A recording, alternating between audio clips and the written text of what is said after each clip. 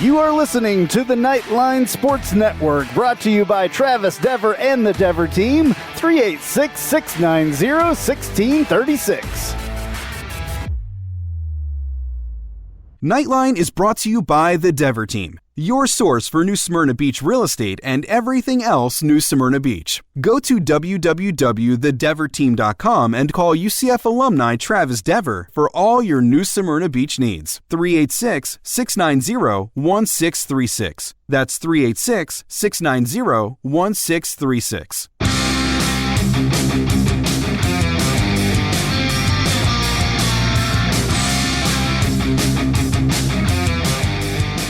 Welcome to UCF Knightline, your source for UCF sports and former player information.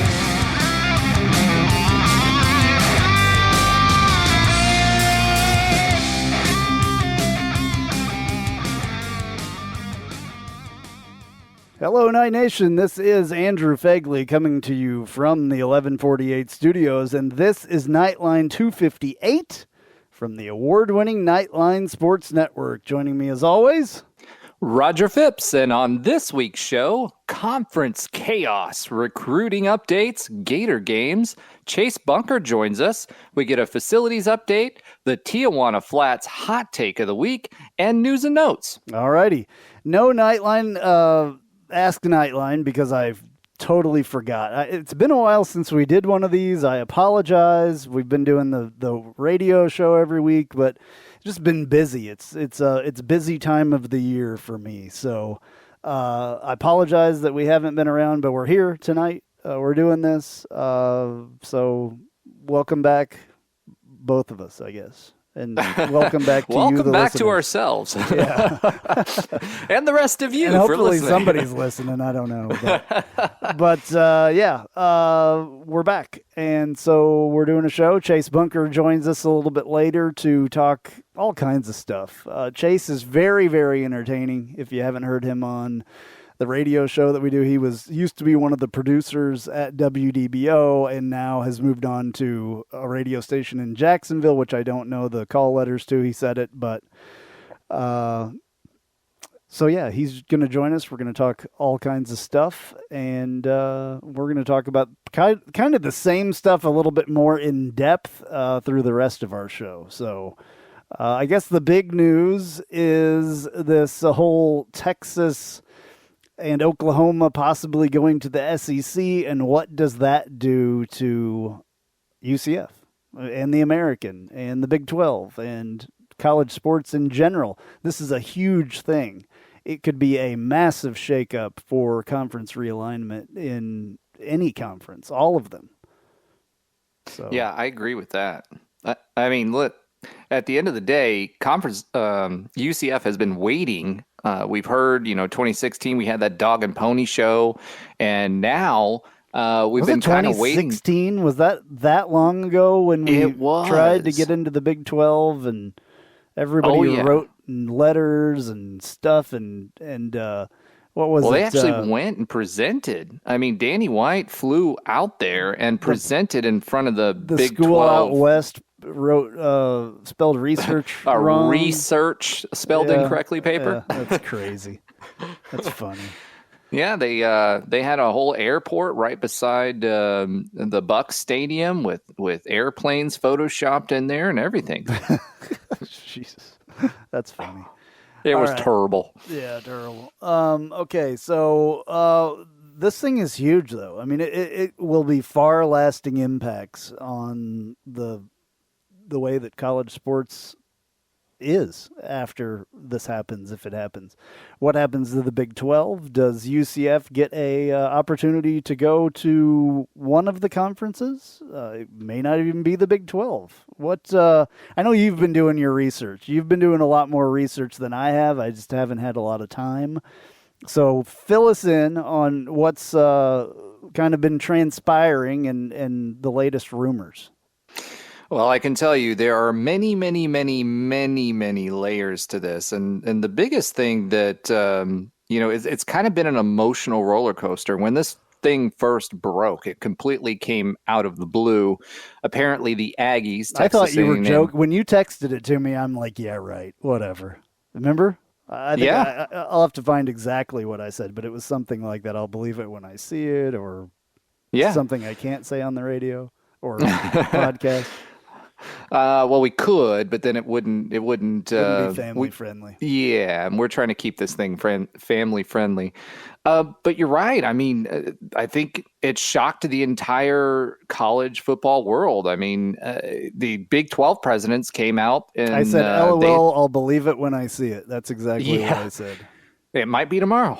But what the thing of it was, they had just had the Big 12 media days. And here's the thing about realignment, right?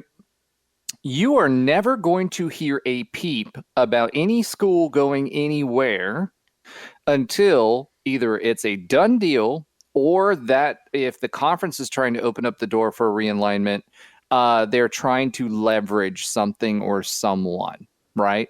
So supposedly the story goes, and again, guys, a lot of this is fluent. We don't have concrete details on all of this yet, and it's going at it's rapid fire. I mean, the past 4 or 5 days have felt like a month because you just see story after story after story about this stuff. But at the end of the day, on Wednesday, the Houston Chronicle dropped a report that said Oklahoma and Texas were going to join the SEC. Now, for obvious reasons, that's a huge shakeup. They are blue blood or the power brands, if you will, of the Big 12 conference. We've got 5 quote unquote autonomy / power conferences, and UCF hopes to, gain entrance to one of them. And it's kind of been in a stalemate. Everybody's kind of been in the same place. We had the playoff news that came out where, it seemed like the 12-team playoff was going to give us a path in the AAC to the playoff, which was great news. Then this thing drops. And so it has a wide-ranging number of impacts, as Andrew really alluded to, which is, okay, I think all options are on the table for every single one of these conferences. And since the SEC pulled a power move, because those are 2 huge brands, and you're basically gutting the Big 12 at that point, it changes the complete dynamic from an autonomy perspective. Because again, remember, each quote unquote Power 5 school or member of the club has 2 votes to a G5's 1. And so they're consolidating power there. Brands and dollars. ESPN just bought out CBS's portion of the SEC contract. So they own the whole kit and caboodle, right? And so that means there's less dollars floating around for them to spend on other conferences. So we heard the Big 12 probably about a month or 2 ago tried to renegotiate their contract in their open look. Most of these agreements have that before their contract expires, which I believe is 2024 or 2025. And they balked. They said, nah, we'll think about it. Then all of a sudden, 2 months later, Texas and OU are going to the SEC. I mean, that's huge. Yeah, so, I'm just reading something right now that just came out, and it was reportedly Kansas and Iowa State looking to join the Big 10. So yeah, this is why I think the Big 12 dissolves. Personally, I think the Big 12 will not exist when this is done. That's just my personal opinion. I've been a part of. I've played in the Big 12, which was the Big 8 when I played in it. But I've been around this conference for a very, very long time. I grew up around it, played in it, and all that, and still was around it and have kept up with it for years. And I just think that this is the end, personally. So I don't think UCF fans should get their hopes up of going to the Big 12. I personally don't see that happening. I know that that's, kind of a thing that, joining a power conference, blah, blah, blah. Maybe this is my feeling of what's going to happen. Somehow somehow the American and the Big 12 in some way will join forces. It's the only way for the Big 12 to survive. That's my personal opinion. In some way, they will merge or something else. If teams start leaving the Big 12 like it's being talked about, I have a feeling that the American would want to take advantage of that in some way or another, and maybe joining forces would be the way to do it.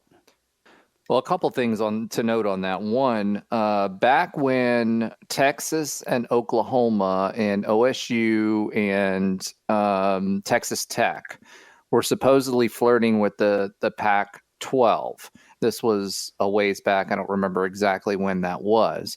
But when they were exploring a move out there, and that got scuttled through the LHN, and really the Pac-12 didn't want Texas Tech or OSU for that matter.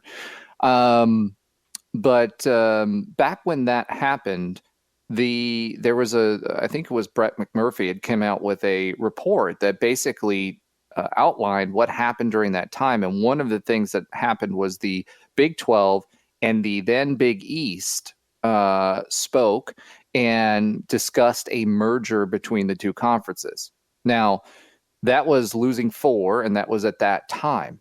Fast forward to now, let's look at this in two ways. Okay, there's one of two things could happen. Texas and OU leave, and then any number of schools will leave the conference. Remember, they're I believe a 10-team conference, so that leaves 8 schools: Baylor, Iowa State, Kansas, K-State, OSU, TCU, Texas Tech, West Virginia. Of all of those schools, the question is how many of them or all of them find homes elsewhere? Also, what value do they bring to the other conferences in order to make that happen? So the other options are obviously the Pac-12, the Big Ten, the ACC, because no more of them, I don't think any more of those Big 12 teams the door is closed on the SEC if this move happens. So what does that mean? That means that they have to bring up enough value to increase their payout.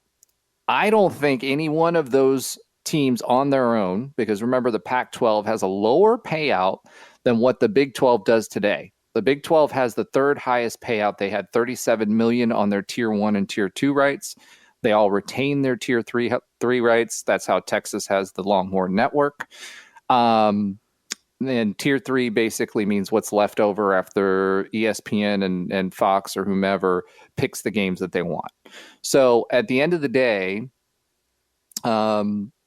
that leaves those 8 schools. The Pac-12 would have to renegotiate a deal that would make more with the Big 12 than the Big 12, which they don't right now. And their network is failing because they went all in on their own network. I don't see them being able to stomach or pick up any of the Texas schools out there.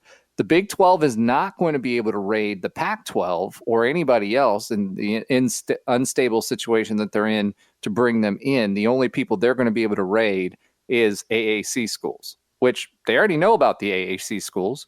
And I think the 4 top options there, actually it's probably like 6, in the 4 in the AAC and 2, 1 Mountain West, 1 independent. BYU, obviously, but I don't think they get the call because they had a huge issue with the whole LGBT thing back when 2016 rolled around and basically were pushed out. You got Boise State. That's an option for them. The rest of the teams are really in the American. You've got Cincy, you've got us, you've got Memphis, and you've got Houston. SMU, okay, but we already have a Dallas team in the Big 12, so I don't think that works. The question is going to be, who leaves the Big 12? Will the Big 10 pick up Kansas? That's number one question. Yes, it's one thing for people to reach out because remember, conferences legally cannot reach out to other members. They have to be reached out to. Now, we all know back channels happen, but technically and legally, a conference cannot reach out to another conference's member to try to entice them to leave. That member has to reach out to the conference.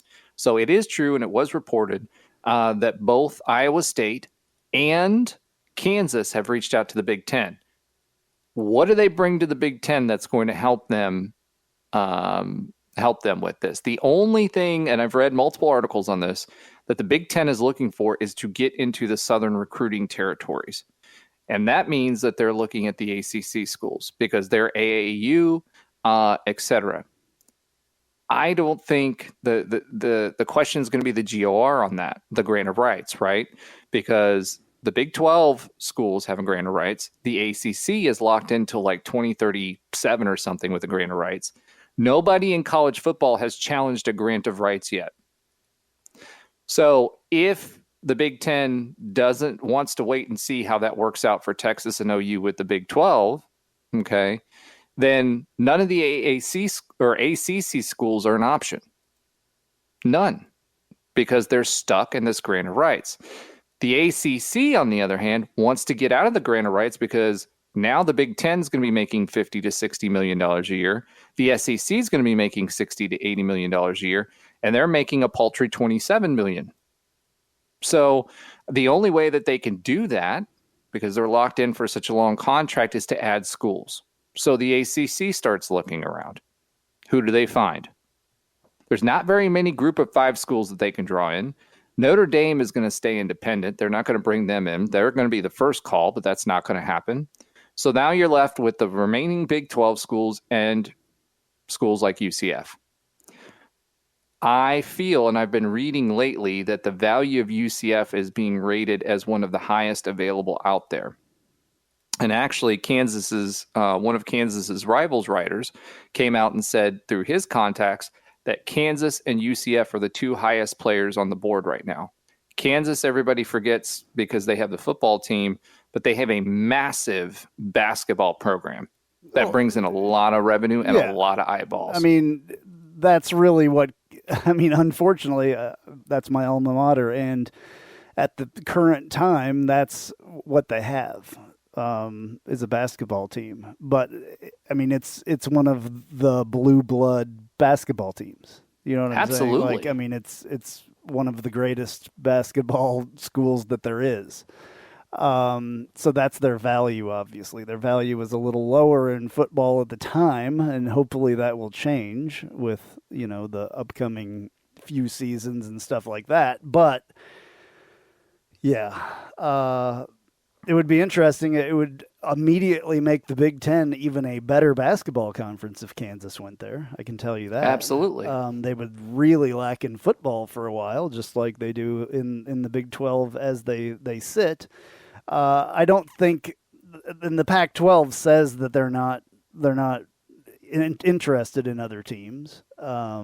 So who knows how that plays out. But I still... Well, I don't think they're even in a position to do it. I mean, they have the state of California, and this is crazy to me, but the state of California has a mandate in place for the public universities, and many of the Pac-12 schools are, that they cannot travel to schools that are in certain states because of their stance on certain issues, right?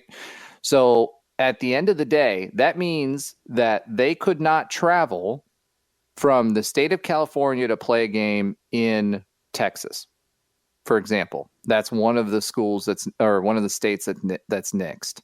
So I don't see Oklahoma's another one. So there goes OSU. I think Kansas is another one. So again, I don't see how the Pac-12, both from a monetary standpoint and a legal standpoint, because the core of the Pac-12 is your California schools, USC, UCLA. You've got Oregon, that's a big player in that school. So here's what CBS says. This is interesting. Okay. It says Barrett Sally wrote this. Here are some options for the remaining Big 12 teams when it comes to Texas and Oklahoma. This is what I see something like this happening. This is the scenario that pretty much I see. So Baylor to the AAC, Iowa State to the Big Ten, Kansas to the Big Ten, Kansas State to the Mountain West, Oklahoma State to the Pac-12, TCU to the Pac-12, Texas Tech to the AAC, and West Virginia to the ACC. That could be possible if the Pac-12 could absorb Oklahoma State and TCU. I just don't think it's going to happen. I don't think they can legally do it. Yeah, I don't know. And it doesn't add for them. I mean, if anything, wouldn't mind having Texas Tech and Baylor, though. I wouldn't mind having two of the Big 12 teams in the AAC, period. That would help us tremendously with the way that our conference is looked at. Baylor has had their issues, obviously, with the sanctions and all that, with what was going on there. So it says, I'm trying to read this and talk at the same time. The most likely landing spot, this is for Baylor, is the AAC. This is what he says in this article. Now, before the Bears fans start freaking out about dropping down to a Group of 5 conference, think about it for a second. The Big 12 television contract won't be worth nearly as much without Texas and Oklahoma, coupled with the fact that there's a clear path to the college football playoff for Group of 5 teams that makes the AAC very attractive. The conference already has a big presence in Texas. Adding multiple Big 12 teams can be mutually beneficial to ex-Big 12 teams and a conference that bills itself as part of the Power Six. You don't, and I know there's the K-State KU rivalry, but set that aside for a second. Would you rather have Baylor, a small private school, UCF which doesn't is mentioned in the next one, by the way, that I was going to read. Go ahead. Now what? No. I was just going to ask you because you'd mentioned K-State, right? And I know there's bad blood there and all that. That's you mentioned the in-state rivalry. I mean, it's just one of those things. Our bigger rival at Kansas was always Missouri. So when Missouri left and went to the Big Ten, that sucked because it was always the border war. That's what we called our rivalry game, and it was played for years and years and years. Missouri was a South. I think Missouri was the Union State. No, I can't remember. Kansas and Missouri were separate in the Civil War, so I think Kansas was the free state, and Missouri was not. So Kansas, that's a name for Kansas, Free State. That rivalry literally has been going on since college sports began, to be honest with you, in that area. So It was just a really big deal. Kansas State, it's the in-state rival, only 45 minutes away from each other. It's one of those things, but I don't Would think you rather have K-State or would you rather have Baylor was where I was going with this, because Baylor obviously had that successful basketball run. They won the championship. They had the women's team that does really well in women's basketball, but they're a small private university that has a lot of issues, especially when it comes to their beliefs. So at the end of the day, does that fit the AAC? Given that we're large public universities. Baylor is a private university?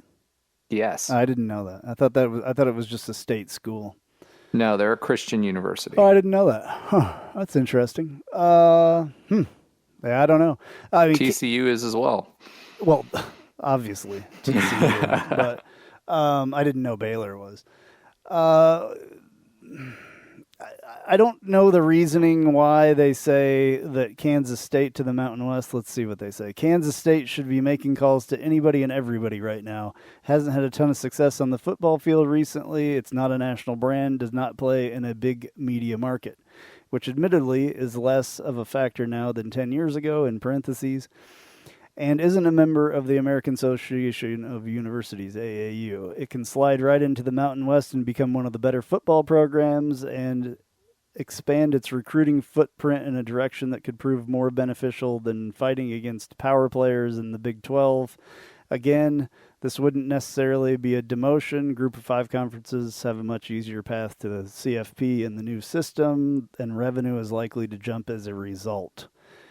Now, where UCF is mentioned, when they start talking about Texas Tech going to the AAC, the Red Raiders could be desirable for the Pac-12 if it expands to 16, but they would have to deal with other current Big 12 candidates as well as teams like BYU and Boise trying to break down the door out west. The AAC, which can raise its profile in a big way through all of this, would be a much better landing spot. Imagine an AAC that holds Texas Tech and Baylor to a group that includes fellow in-state programs, Houston, SMU, and traditional powers like UCF and Memphis, to the rest of what is a wildly successful group of 5 conference that would be pretty strong. So, yeah.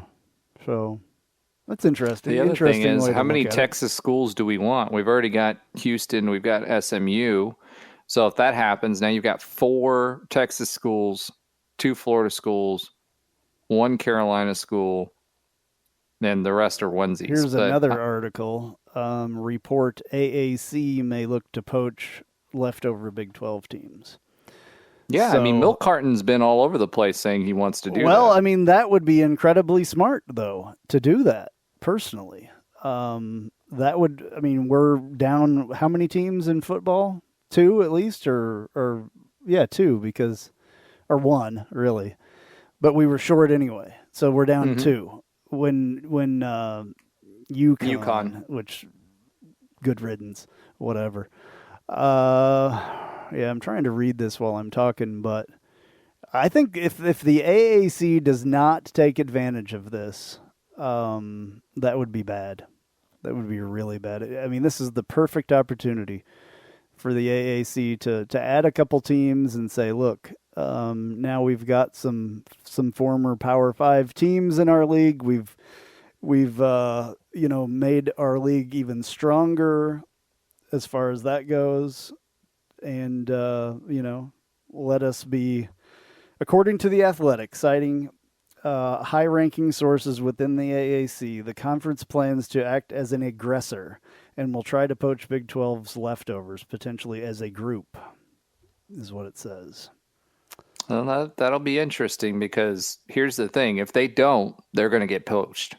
That's what's going to end up happening.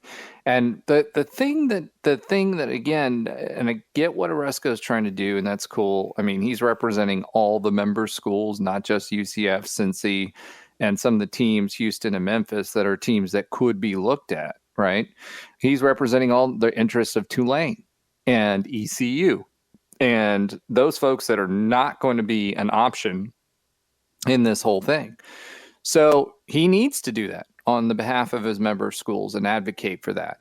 The question is, and the thing that he's going to have to overcome if he's going to try to do that, is I don't see how he gets them to walk away from hundreds of millions, 200 and some odd $1 million worth of war chest money, plus what's owed to them from the media contracts, which is $37 million apiece. Well, your conference gets really weak when it went from, it's named the Big 12 and it's got 10, and then it will be the Big 8 again when 2 others leave. I mean, yes, right, there's a lot of money there, but besides money, there's really nothing there. I mean, an 8-team conference in today's world of college athletics is not. Well, they good, wouldn't. so they'd go back and they'd invite. They would have to invite some people, but yeah.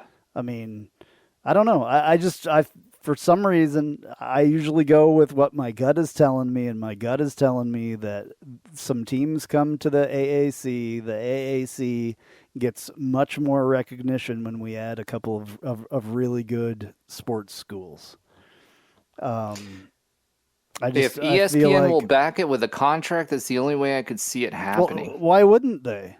Why wouldn't they back it with a contract? Because they've got a bunch of sports properties that they can sell advertising dollars for and throw on ABC every once in a while and get 3 million viewers and pay next to nothing for it. And they wouldn't do that with any AAC if Baylor came and Texas Tech came to the AAC, or whoever, not even those two, maybe other teams from the Big 12, you don't think that would increase I'm trying to think of the word. The value of the contract? Yeah, the value of the American? I don't. Not You to don't? the level. No, I don't. And here's where I'm going with this, and just hear me out for a second. Would that help the Americans' perception if we grabbed some Big 12 teams? Yes, I agree with you there. Would it make more sense for whatever leftovers in the Big 12 brand and the contracts that they have for them to go grab other teams and bring them back? And would those teams make more than the American? Yes. And the reason is the bottom 4 to 5 teams, ECU, Tulane, Temple, all of those teams, they don't bring anything. Their fan base is next to nil. I mean, ECU obviously is strong when they're strong, so I'll give them a pass because they can be 50,000 strong in the stands in a very difficult place to play. But Tulane, the endowment of Tulane though is huge. It doesn't matter when you're talking about college football. It does matter when these conferences look at teams. I guarantee the endowment. No, I get that for presidents, but I mean, when you're talking about an ESPN media rights deal, they're not looking at Tulane's endowment. But conferences, I guarantee you, the Big 12, if they're looking to add teams, they're looking at endowments. I guarantee it. Guarantee it. That's Tulane is AAU, which has a huge endowment.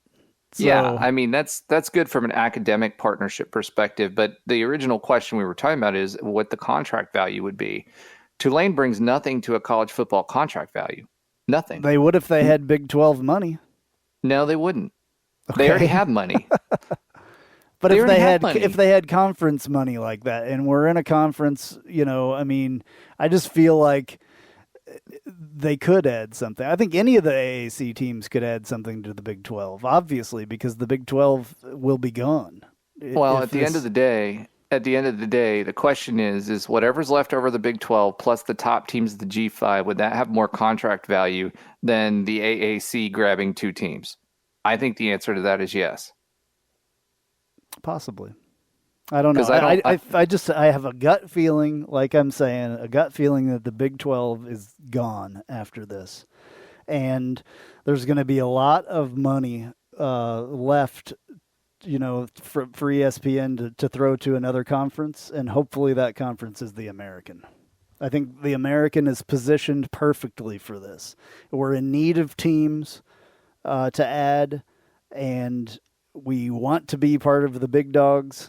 When the Big 12 dissolves because of this, when Texas and Oklahoma leave, that has been keeping the Big 12 together for years, I think we'll see. But mark this date down, and I'm saying that the AAC is the biggest benefitor from this when it all ends.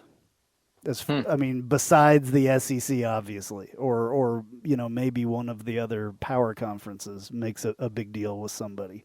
I mean, Kansas as a basketball school, and Kansas with their endowment and everything else would be huge to go to any conference, I think, personally. I think the Big Ten for sure, because I think they're an AAU school as well, right? Yes. Yeah, so they're an AAU school. I believe everybody in the Big 12 except for Kansas State is an AAU school. I'm not sure. I know the West Virginia is not. Texas Tech is not. West Virginia ranks lower than us on the academic side on US New. I thought that they all were. Okay, let's see here.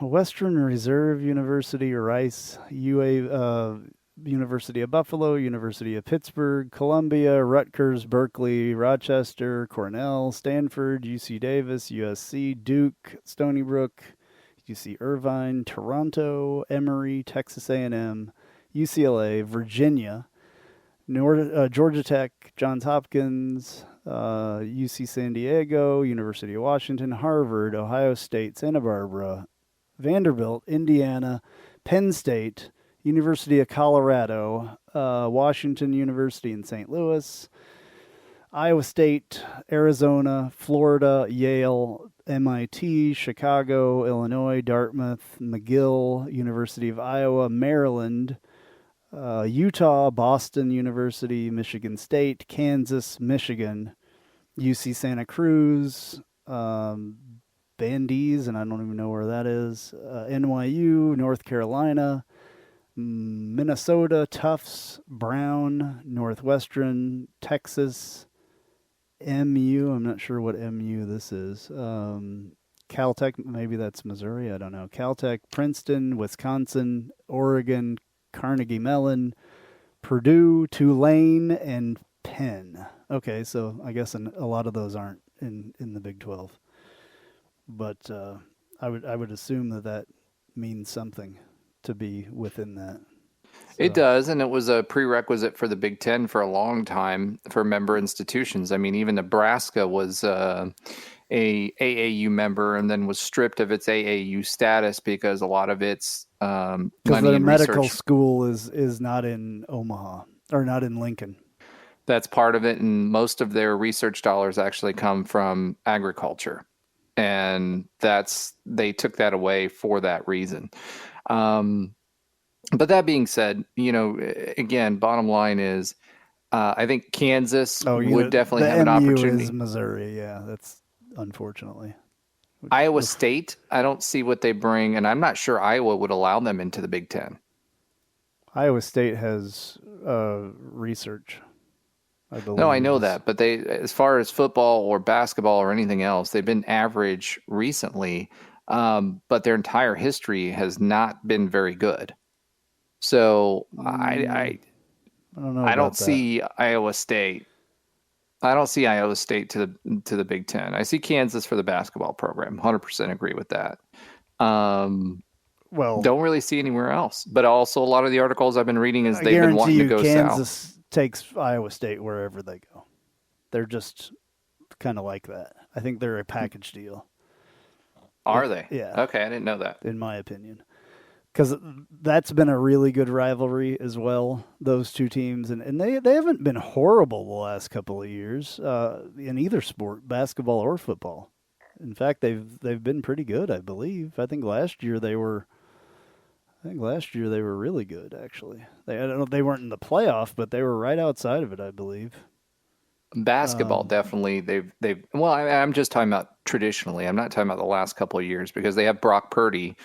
And that should sound familiar to UCF fans because he was someone we targeted for a quarterback position, and he's played pretty well for them over the past couple of years. But outside of the last couple of years, they've been very mediocre. Okay. In football. Yeah. I don't know. But either way, at the end of the day, I've also been reading a lot that the Big Ten wants to look south. They want to get something because all the recruiting that's happening now is in the Southeast. California's drying up. Pac-12, that's part of the reason they're having issues. There's a lot of population movement out of Pac-12 areas like California. They're actually reducing population in California, which is crazy because that hasn't happened before. So where are your recruiting bases? Texas and Florida. And they don't have any presence here whatsoever. Ohio State, they will get in here for brand. Michigan will as well. But that's about it. Nobody else pulls any weight here. So, I guess to your point, you feel like the AAC is an option for pulling in some schools. To me, I just don't see that happening because I don't see any financial benefit to the schools that would leave the dilapidated Big 12 to go to the AAC. I don't think the Big 12 is going to exist anymore is why. I think it's going to lack to exist. They can't dissolve it. Why not? Because they can't. Like, you have to have all the members agree to dissolve the Big 12. And if I'm Baylor, so why wouldn't the other schools that are involved in this after Texas and Oklahoma, why wouldn't they vote to dissolve it? Because they have too much revenue on the table. If they dissolve the conference, they forgo $140 million from Texas and OU. Well, Nobody's going to do that. I'm And not not- all of them are going to get P5 slots. Why would, okay, let's say 4 of the 8 get P5 slots. If Let's say there's the no Pac- competition in your conference, though, what is your conference worth? You don't think that the TV contracts and everything are going to change after that? I think the TV contracts would be worth more with the 4 remaining teams from the Big 12, and they get their pick of the litter to pull whoever they want less out of the G5 and then renegotiate after 2024. But in the interim, you ride the dollars, hope for the best on the current TV contract, which is paying $37 million a year, which I know the would AAC probably won't be get. null and void, though, because of the 2 biggest schools leaving. You know what I'm There's saying? nothing that we know of that has that in there. Because Texas and this whole, Longhorn network and all that. I mean, I guess But the Longhorn Network's completely separate from the Big 12 deal. That's something that they did with their Tier 3 rights. So all of these member schools of the I Big just don't 12... think the Big 12, especially when Kansas and Iowa State leave, the Big 12 is nothing. Like, there's nothing there. Then what makes you think that it would be better, that the AAC would get better dollars than them pulling the best G5 schools in? I wouldn't want to go there if I was a G5 school. Why would you want to go to the Big 12? 2 reasons. Autonomy status, because they can't take that away. And 2, I think you're going to get a higher dollar amount there if they pull in, let's say they have to replace 4 or 6 schools. If you pull in Houston, Cincinnati... Why do they automatically get to keep their autonomy? Yeah. Why? They can't. There's no mechanism for them to pull the autonomy unless the conference dissolves. I still think I'm just telling you right now, the Big 12 will be gone. It may be eventually, but I will tell you this. There's no way in hell I would want UCF to go to the Big 12. There's no way. Just because of that. Just because of the, there's no stability there whatsoever. But if you let's put it. Let me flip the script on you. Right now, we've got a P6 campaign that's going on in the AAC, right? So they've officially applied. When one of the Power Five dissolves, then what's left? But it's not going to. Okay. There's no way. There's no. I'm telling you, dude. Unless every single one of those 8 schools finds a P5 conference, they will not dissolve. If there's one school left, they'll just invite more because there's too much money on the table and there's no sense in them giving away autonomy status if they do that. They can pick and choose who they want to come into the conference and start over. Even if it's a lesser amount, they're going to pick the top teams. Right now, what you've got in the AAC is you've got 4 really, really good teams, and then you've got Tulane and the Cows and Temple and whomever that don't draw flies in their stadiums or as fans. So there is no way that value is going to be. I wouldn't do that. Yeah. Well, I just don't see it happening. I guess with everything else, we'll see when the dust settles, we'll see what happens. But I think for some reason the AAC comes out on top in all of this. Believe it or not. Well, I think it's crazy. Look, but if we stay in the AAC, we're basically status quo. The Big because 12, nothing changes. Why wouldn't it change though if you're adding quality teams? That's what I'm saying. You're adding quality You might teams. try to renegotiate and you might get a few dollars dollars more. Of course you'll renegotiate. Why wouldn't you? No, but I'm saying bottom line is even if you bump to 10 or 15 million a year, you'll take that status from the Big 12. All that money will be available. All the money that the Big 12 is getting paid now will be available, and the next best thing besides the Big 12 will be the American. It won't, because half of that money is being paid by Fox. ESPN doesn't own that. Okay. Fox and ESPN own it. So ESPN would still own the contract. Even if we renegotiated, we wouldn't have an opportunity to go and resell that contract because we're locked in for 12 years. We wouldn't be able to do it. Anything can be renegotiated. I guarantee you, if I guarantee you in the contract, it can be renegotiated with ESPN, but it can't be renegotiated to bring the Fox partnerships in there. And ESPN just dropped $60 to $70 million per school, $70 to $80 million per school on the SEC.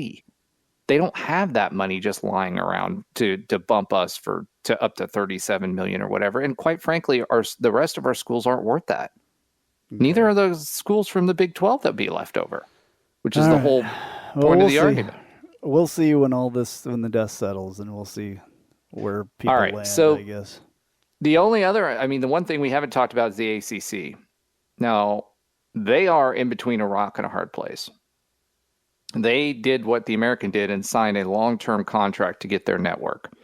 So their contract is up for a really, really long time. I don't see the ACC, and assuming the Big 12 gets stripped, there's not going to be very many schools that are left out there for them to add, but they are going to need to do something. And I just read something from the Florida State beat writer. They're going to need to do something because they are at $27 million per team, and they're locked in until the 2030s. So basically, you're going to have the SEC making over double per team than what the ACC is going to make. You've got the Big Ten that's going to make double what the ACC makes per team. So they're going to have to do something to open up that contract up, and that may provide a window of opportunity for us. Okay. Well, whoever, somebody's going to benefit from this besides the SEC. The SEC is not going to be the only one that benefits from this realignment. I agree. It's going to have wide casting changes throughout college sports. What I'm afraid of, and this I think is on the table, is if we start getting 20-team super conferences, then all bets are off. Well, and that's what they're trying to do. I mean, I think that's their ultimate goal. They said that a long time ago. That If they do that, UCF is in a tough spot. Well, yeah. I mean, all the rest of the schools that aren't in the SEC are going to be in a tough spot. Personally, No, I agree with that too. So, I don't know. I don't see UCF being invited to the SEC giant power conference, though. No, it won't. Unfortunately. UF wouldn't let that happen anyway. Yeah, I don't know. But, I mean, whatever. I mean, I just don't see that happening. So, I don't think whoever isn't in that is going to be in a world of hurt if that happens. And then the other ones are going to, the Big Ten will probably be the next one. They're already at 14, right? They would, if they added a couple, they'd be at 16. So it would probably be, I mean, who knows what would happen as far Right. I mean, that's the scary part, I guess. If you want to talk about that would be the scary part if the Big Ten and the SEC both decide to go to 20-team power conferences. Where do all the rest? What happens to all the rest, especially with the money, that's not in the Atlantic Coast, ACC, and then the lack of money in the Pac-12. I mean, is that it's the two power conferences and the rest? There may Pretty much not be a Power 5 anymore. There might be a Power 2 and the rest. Right. So, That's scary. Well, and then that, jeez, yeah, that would be bad. That would be really bad. But it kind of almost looks like that's, in a way, that's what's being positioned as well, though. You know what I'm saying? So, Right. Especially if a couple Big 12 teams go to the Big 10, and yeah, I mean that's pretty much what happens. So. Well, I hope for college football's sake it doesn't happen. But I will tell you this: College sports in general. This has way more ramifications than just football. It's. I agree. I mean, way more. What'd be interesting to me, and I think what's really driving this is I think all of these new costs that are associated with the legislation that's gotten, or not legislation, but the court cases that have recently gone through. I think that may be the impetus for all of this, to be honest. That was a good word. Obviously, there's only so much money to go around. Impetus was a good word, by the way. Huh? That was a good word, impetus. Oh, impetus? Yeah. Thank you. Every once in a while, I throw a good one in there.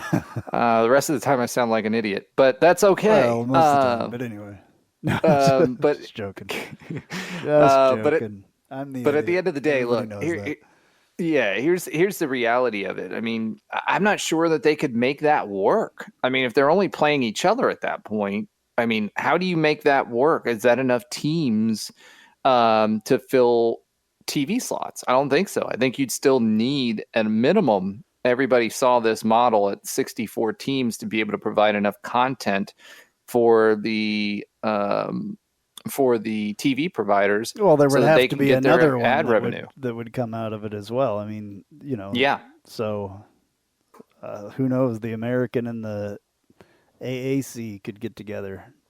I mean, I still think that the American and the Big 12 could get together as well. So either the Big 12 dissolves or they join forces with another conference. So I think that I'm gonna, and it pains me to say this, but I think Mike Oresco is going to do something to make the American and all of the American teams a lot of freaking money. To Ernest Jack? Well, I just have a feeling that the AAC is going to come out on top in this somehow. And well, I hope so. We have bashed him for so freaking long that we're going to think of him as like a savior to college sports because he's going to make something happen. It sounds crazy, I know, but somehow I just have a feeling he's been in this business long enough. He's been posturing for a very long time and has a lot of buddies and everything else. And eventually something good will happen from that, I believe.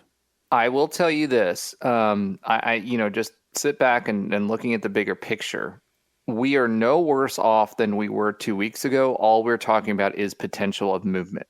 So Absolutely. No matter what happens, unless it's all positive. Unless this, blows up into these power conference, these giant super conference things, then we would be pretty bad off, I think. Unless I agree with you. Unless we were brought into the third one. Whoever that may be, wherever that may come from, whether it's ACC, Big 12, and somebody will decide to have another giant power conference, and it will be the Power 3 at that point, I believe, personally. The other thing, too... Maybe it's the American is one of those Power 3. Who knows? I will say this. I mean, you're 100% who knows. I mean, all of this, folks, is speculation. It's going minute by minute. So anybody who tells you they know exactly what's going on, they're lying absolutely... to you. Yeah, absolutely freaking lying. Through their teeth. Yeah. I will say this, though. It makes for good conversation, though. Oh, yeah. I mean realignment every summer, right? Yeah, well... it always comes up. I should have played... We used to play when the world turns? Yeah, where is it? Do I have it? I think I still have it. Where is it? Oh, man. Oh, yeah, here we go. As the world turns... All right, so we'll be playing that before we start talking about this conference stuff. Yeah, because here's the other thing, folks. It's not going to be settled quick, right? We're talking about the first step is OU and Texas stepping out. Everybody else is scrambling. The dominoes fall fast after that, though, I believe. Yeah, but I think we're at the bottom of that. We're at the end of those dominoes, right? So whatever's going to happen with us, I think is we're talking probably a matter of weeks or maybe even a month away.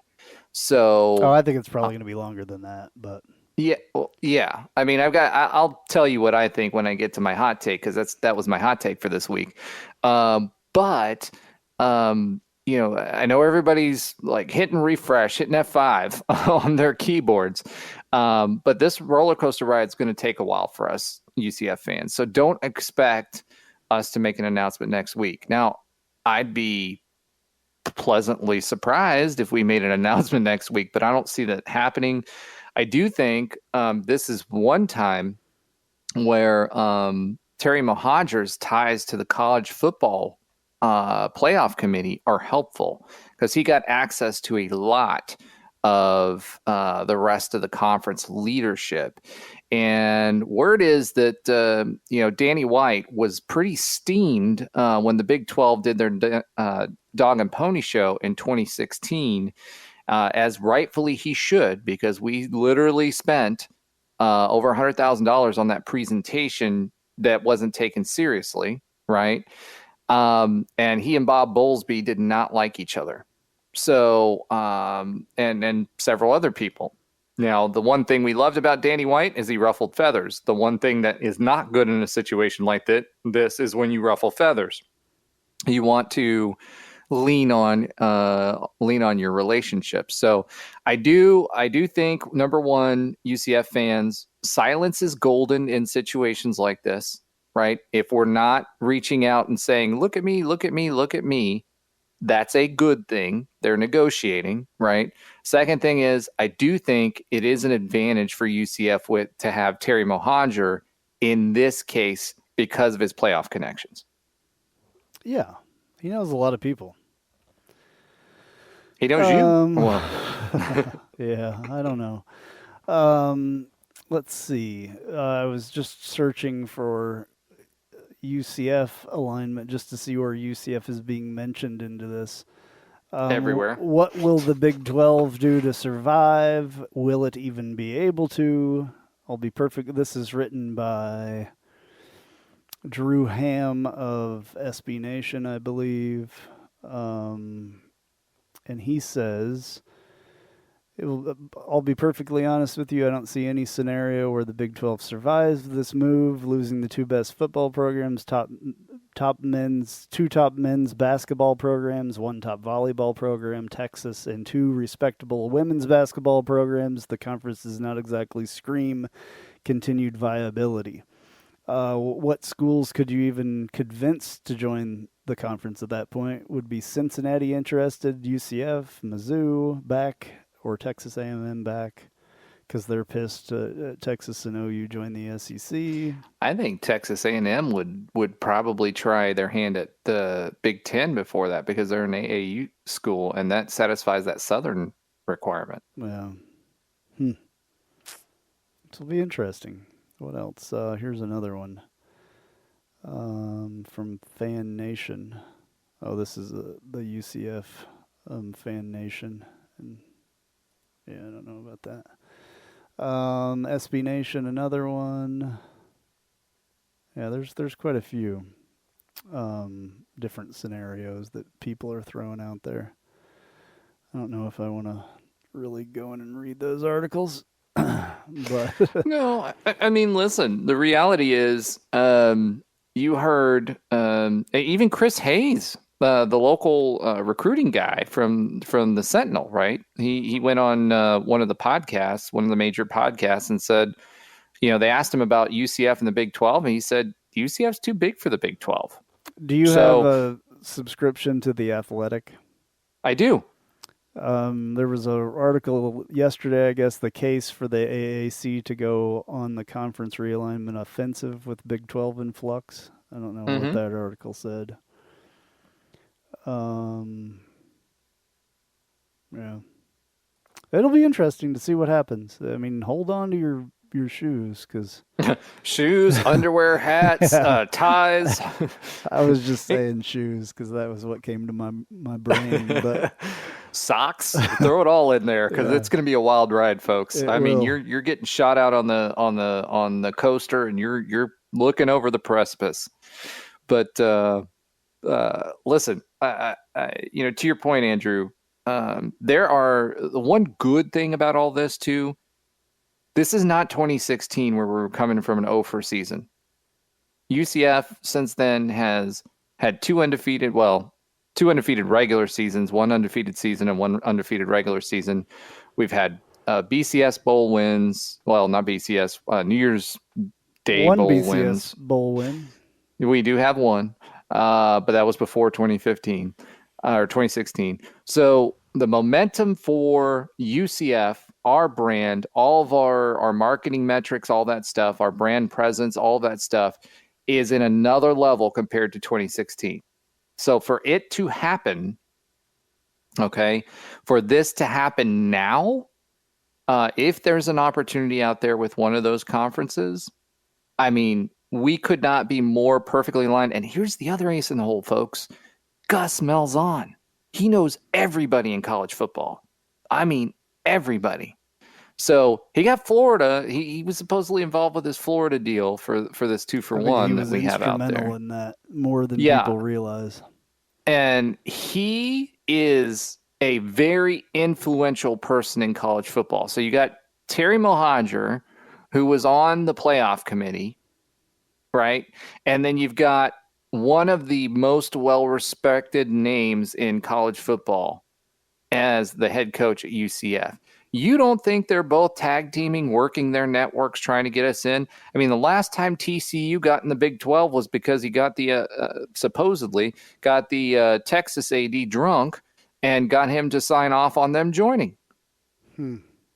That's how this stuff works. Yeah. So we could not be better positioned from an on-the-field product to the leadership that's in place, right? To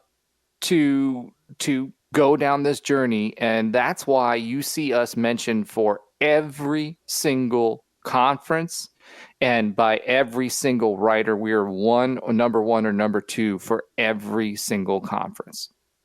What a few years change makes. Mm-hmm. It's a huge difference. Yep, big time. All right, let's do a commercial and we'll come right back and talk a lot more about all kinds of other stuff. Was that vague enough? Yeah. All right, here we go. Hey, this is Travis Dever, Kai's Real Estate, the Dever team, New Smyrna Beach. Your source for real estate and everything else, New Smyrna Beach. Proud sponsor of Knightline. Call me anytime at 386-690-1636. That's 386-690-1636. Let me show you my hometown, New Smyrna Beach, UCF's favorite beach. Go Knights and charge on.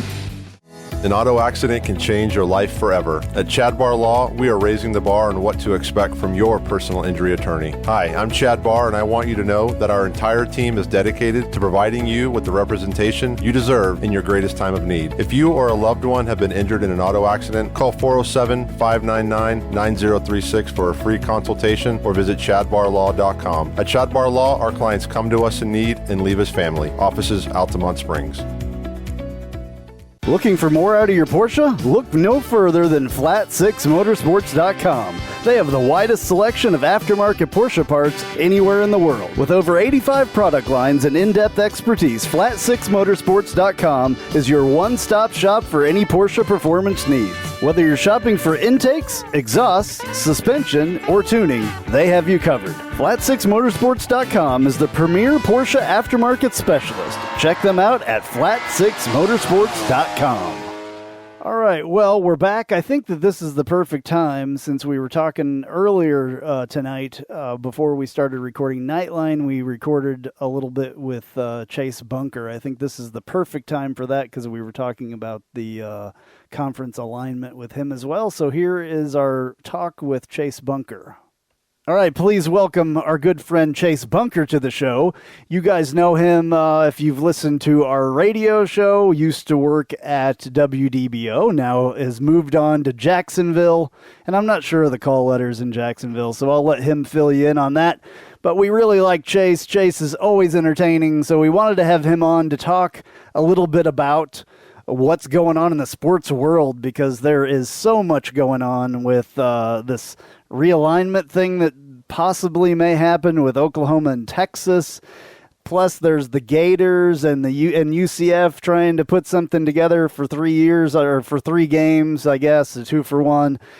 And then Chase is a big Boise fan. He went to school at Boise, but he's also a Knights fan. So we're going to talk to him a little bit about that. And then later on, right before that Boise game, we will have him on to talk more about that and to be our Boise insider for the game. So please welcome Chase Bunker. Chase, welcome to Knightline, the podcast. You've been on the radio show many times and have been the producer of that show, and we greatly appreciate that. Welcome to the Knightline podcast, the flagship of the Knightline Sports Network. Thank you. Thank you for having me. I should also correct you. As much as I wish I could say I went to Boise, I did not go to Boise. I am just a bandwagon fan. I went to UCF. That's right. You went. I'm sorry. I get confused. You went to UCF. You're correct. Yes. I'm sorry. It's okay. I mean, I've been called worse. At least you didn't say I went to USF. Like, that would have been just fighting words. Like, I would just that's illegal on this show. You can't utter those words. No, the proper terminology is that regionally challenged school to the west of us, or directionally challenged school in Southwest Central Florida. Yeah. So take your pick. Yeah, and then normally I don't have it pulled up, but you normally play like the. Normally would put the cow that was in pretty there. good. Yes, let me see how fast I can get it up, just so we have it for the rest of the show. There we go.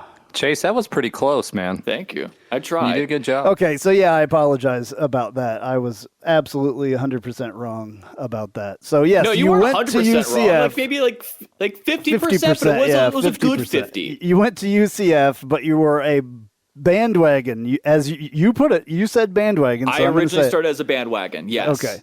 So you are a fan of Boise, so UCF Boise's going to play. We've talked about this quite a bit on the radio show when you've been there. But, it has to kind of be a dream matchup for you just because of those are your two teams. Yes and no. Like, when I first heard it, I was like, oh, wow, Boise State's going to play UCF. Oh, crap. Boise State's going to play UCF. And for about a year or about 2 years, I've been like contemplating, like, who do I want to root for? I still don't have an answer. I feel like the Harbaughs right now during that Super Bowl between the Niners and the Ravens, where I'm just like, I just hope they both have fun and no one gets hurt. Yeah, you're like the parents of the Harbaughs. The Harbaughs, yeah. Well, yeah, and I hope that they have fun and nobody gets hurt as well. I want UCF definitely to come out on top of this. UCF just recently this week said it's going to be a blackout, which is cool. Nice. That's always nice to have the black. It's on national TV, part of the kickoff week, which is awesome on a Thursday night. It's going to be fun. I know that Boise is really looking forward to this game from what I've read on their social media stuff and their players talking about it during their media day or something. So, I mean, we won't get way into the, schematics of the game and stuff like that. We've talked a little bit before about, the different players that are on Boise and all that. So I don't know if we'll get into that, but what do you think? We'll see. First of all, what do you think about this Big 12 SEC thing with Texas and Oklahoma trying to go to the SEC? And then there being rumors that the SEC wants to grab like Michigan and Ohio State and make like this giant, super conference, 20-team super conference. I think it's crazy. Yeah. Like, I'm sorry, you go first. No, I mean, that's what I was going to say. I think that this is absolutely freaking crazy. This will destroy the Big 12, in my opinion. Absolutely. Unless, I don't know. I don't even think if they add teams, it would really help. They would really have to add some like power freaking teams with losing Texas and Oklahoma. Texas and Oklahoma being like a couple of the absolute best teams, or the two best teams, I guess. I don't know about Texas, but Oklahoma for sure. Yeah, Texas really hasn't been relevant like since maybe 10 years? Are we going on 10 years since the last time like Texas was actually relevant? Like, it's funny, like financially, yeah, Texas and Oklahoma bring in a lot of money, but Oklahoma's been the one that's been kind of carrying that conference. I just remember them being a rumor a long time ago. I want to say this was about 2 or 3 years ago that the AAC, the American, was actually trying to pull Oklahoma and Texas away from the Big 12. And obviously we saw that didn't happen. And now they're going to the SEC. And to be honest, if I'm the SEC, like, I kind of like this move, but at the same time, like, how is that money going to get distributed? Are they just going to literally actually do that whole thing where they secede from the NCAA? Because, like, I don't know if you guys remember this. Remember, like, when the BCS was still going on and it was just before they actually did the playoff, there was a rumor that they were going to just step away from the NCAA and it was just going to be 4 major conferences and that was it. And it was going to be Big Ten, SEC, Big 12, and then Pac 12. And that was it. Yeah. And I think like ACC was just going to be like scattered around or something along those lines. Right. Well, yeah, I think that this is an opportunity for the American as well. I'm going to say that I don't think that UCF in particular should just run and join the Big 12 if they get an offer to do that. I heard some rumors about Baylor and TCU possibly coming to the American. I don't know if somebody just threw that out there or where that came from, but I remember reading that headline. I like that. I think that makes the most sense. Like right now, the Big 12 is kind of like the Big East. West Virginia as well being in there, because West Virginia would probably want to do something as well. I'm sure any of the Big 12 could go away. I think those teams would have to find somewhere to go, though.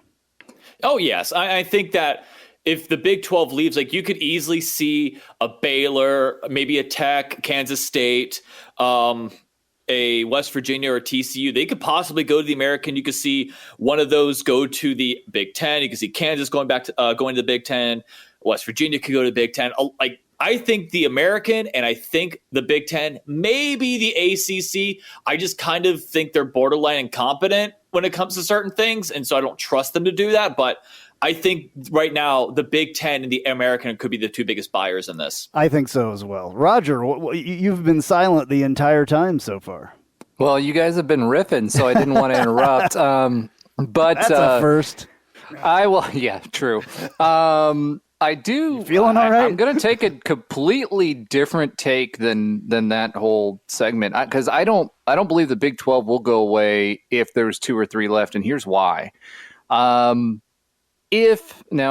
everything goes like everybody thinks it is, and Texas and Oklahoma take off on Monday, right? They owe the Big 12 $70 million a piece. And that's just for those 2 schools. If they get down to 2 or 3 schools, that means other schools have been picked off. That's more exit fees. In addition, their contract doesn't expire till 2024. So if I'm the Big 12 and I'm left over, I am not going to dissolve the conference by joining another conference. At the very least, I'm going to invite other schools to backfill so I can get that war chest, and those other schools that left don't get out of it. Because that's a ton. You're talking about $140 million there. Let's say they get 20 or 30 million a piece for everybody else. You're talking another $100 million there. That's $240 million on the table. Not to mention the $34 million that they get every year, plus their third tier rights, because they own their own third tier rights as well.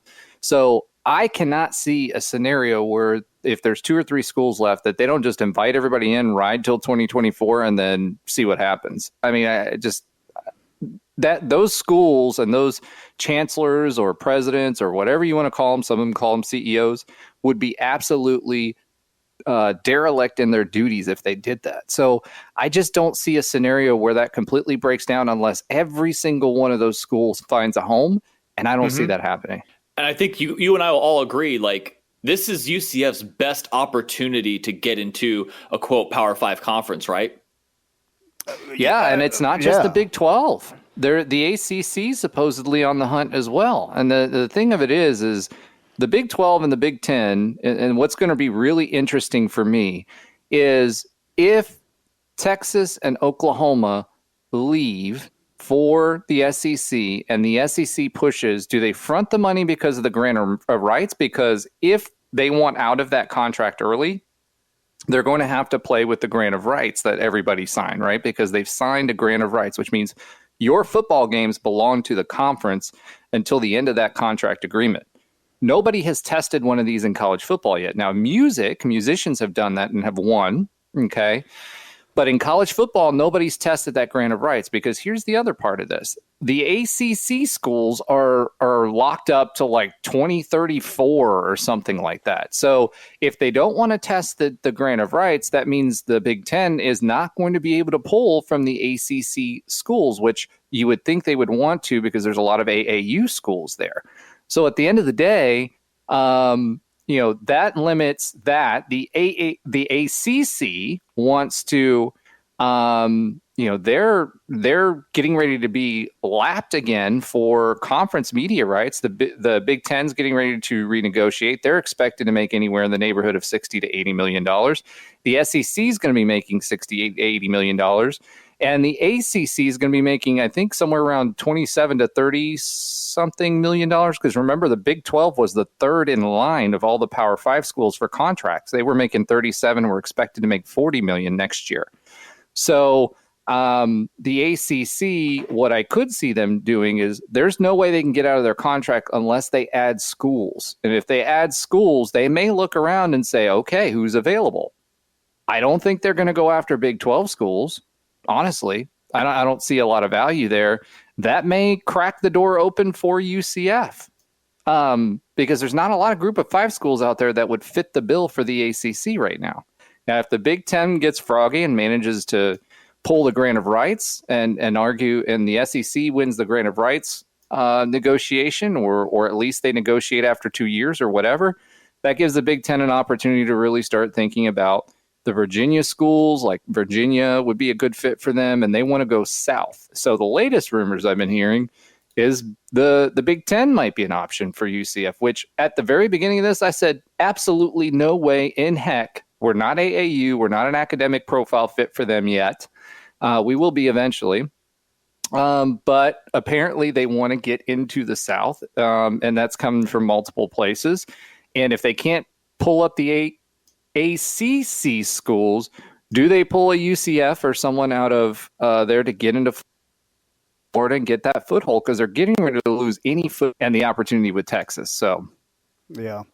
Well, I mean, and I think the American could take advantage of this situation as well, though, and pull a couple teams from maybe the Big 12. I mean, I would think the Big 12 would be the place to pull them from. I don't think they could, though. I don't know about that. I mean, I've heard stuff about that as well. So, how would that make sense? Help me understand, how that would make sense fiscally, right? Because if the Big 12's contract lasts through 2024, we're making what, $7 million on average, and we've got a 12-year contract.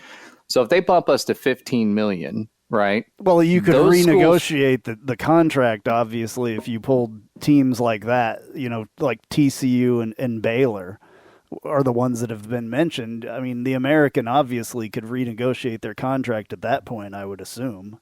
I mean, yeah, but TCU and Baylor would have to give up the exit fees. And American couldn't help them with that either. Yeah, that's true. I think when it comes to exit fees, though, the SEC would pay it because you're getting Texas and Oklahoma football. You're getting the Red River rivalry, which is one of the most heralded rivalry games out there, next to Florida State, Ohio State, Michigan. Like, you're getting one of the big ones, and now you'll have two of them in your conference. And so I think if it's coming to, hey, you're probably going to have to fork over $100 million in fees to get Texas and Oklahoma, a team that also, mind you, was in the playoff last year. Yeah, you go and you do that. Wasn't there a big thing about the last time that Big 12 alignment came around? Wasn't there a big thing with the Longhorn Network, and that was the big problem, and why Nebraska and Texas A&M left? Didn't that have something to do with the Longhorn Network? That sounds about right. I remember there being a lot of issues because the Longhorn Network was made just for Texas, and so they got a lot of the money, which, by the way, was the 8th ESPN network, so that is technically the Ocho. But regardless, that they were getting a lot of money from that, and I know I believe when they formed, that was a big point of contention for some people. Yeah. So the Longhorn Network was actually pitched in conjunction with Oklahoma. Oklahoma actually came up with that and pitched a joint network with Texas. ESPN didn't want Oklahoma. They wanted Texas. They started the Longhorn Network. You're right. That came up in negotiations when the PAC tried to pick them off a while back. What's different this time is the media rights for the SEC is due to go to $70 to $80 million per year. What Texas has already said, their contract is up for the Longhorn Network in 2025 or 2026, somewhere around there. They've already said that they'd give up the Longhorn Network. They could fold that into the SEC network, because the difference that they're making in between the 37 million base that they're making at in the Big 12 payouts plus the what they're making off the Longhorn Network is about the same or a little bit less than what they would be making at that $60 to $80 million range in the SEC with that new payout. Oh, okay. All right. So that takes that stumbling block away as well. Yeah. All right. Anybody else have anything to add to this? Because I'm pretty much I think we've covered it. This is the longest I've talked about the SEC and not mentioned incest at any point whatsoever. I think this is a record for me.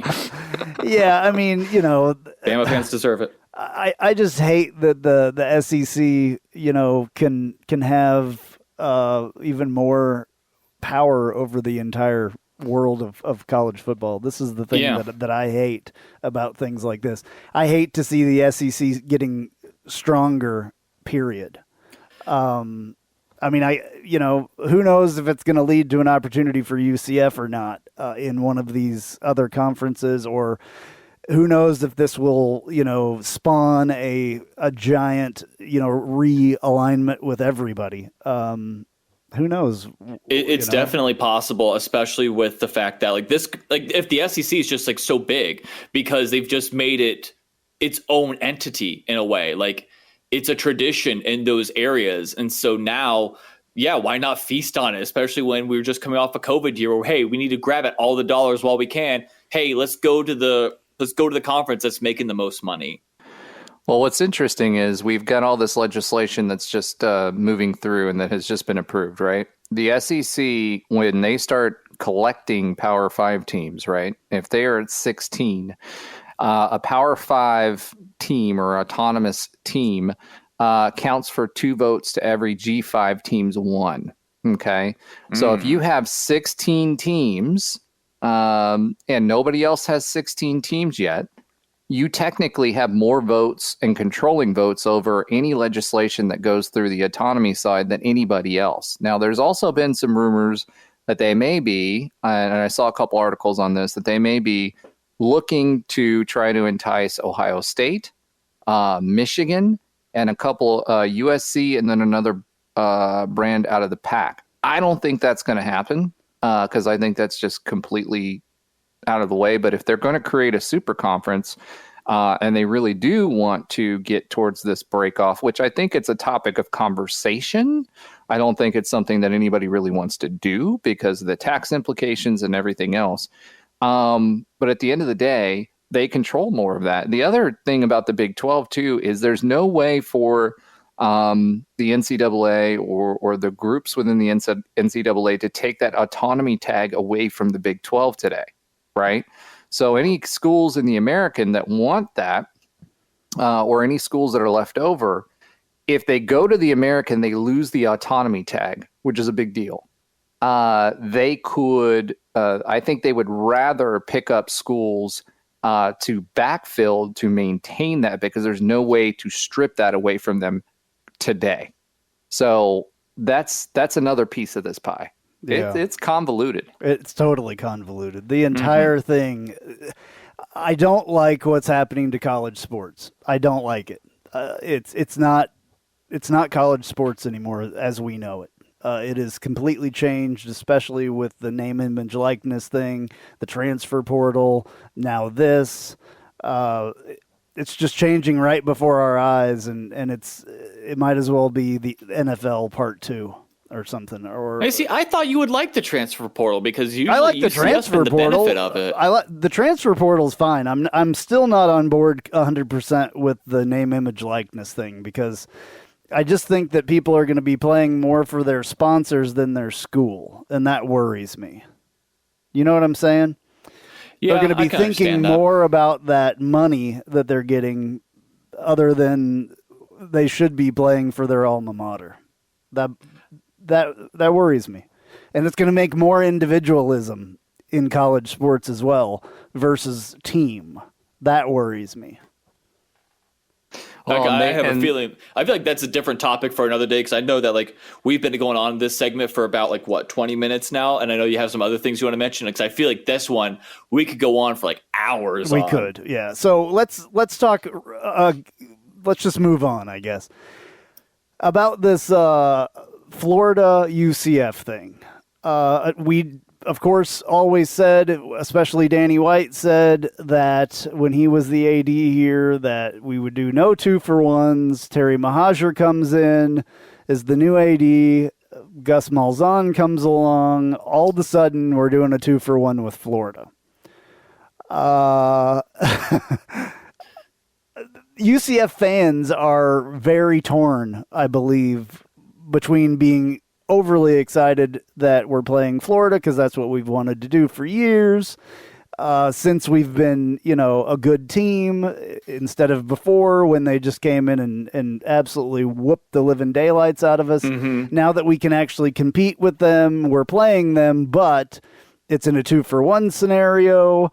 And will that, will the say we go to Florida for the first game, to Gatorville or whatever they call it up there, Gainesville, and play in their stadium for the first game in 2024. Say we win for some, we could win. It's possible. I don't think there's any chance. Not any chance that we will lose, but I think it's a good possibility that we could go in there and win. You never know. Any given Saturday, right?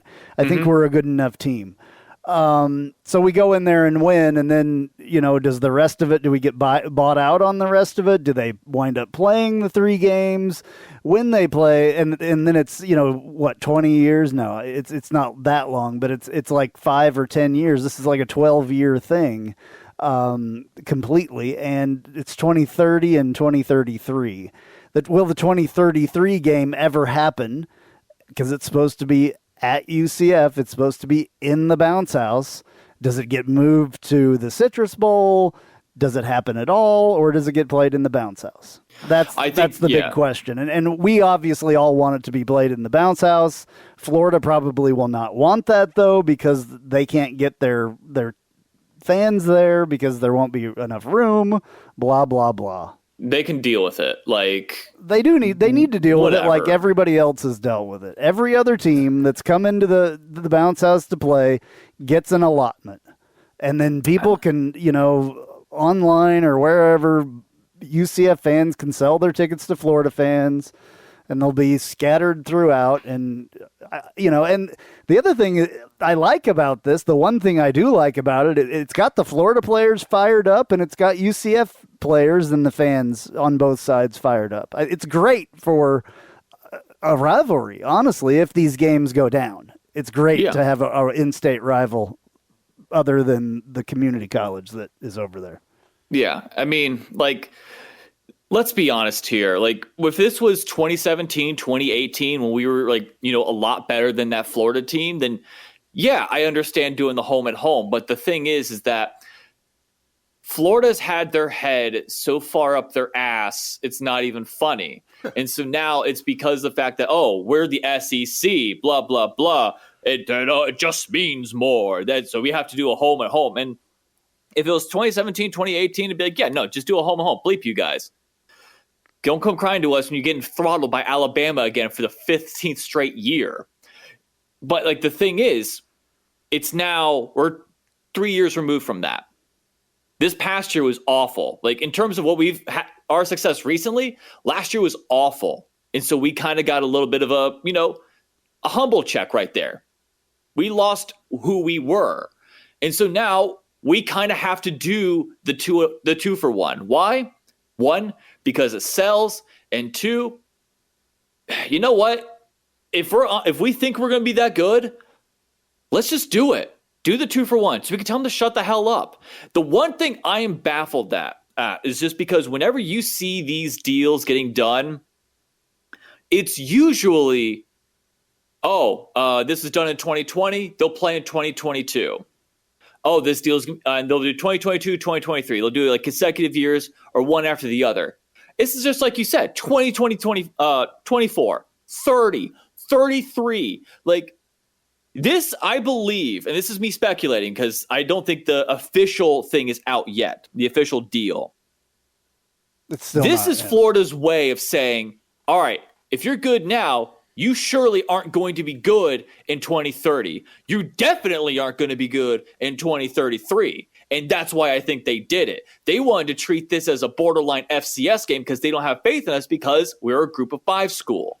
And I think that's why they did it. If this all plays out, we may not be a group of 5 school in 2030 or 2033. And I don't think that we will, personally.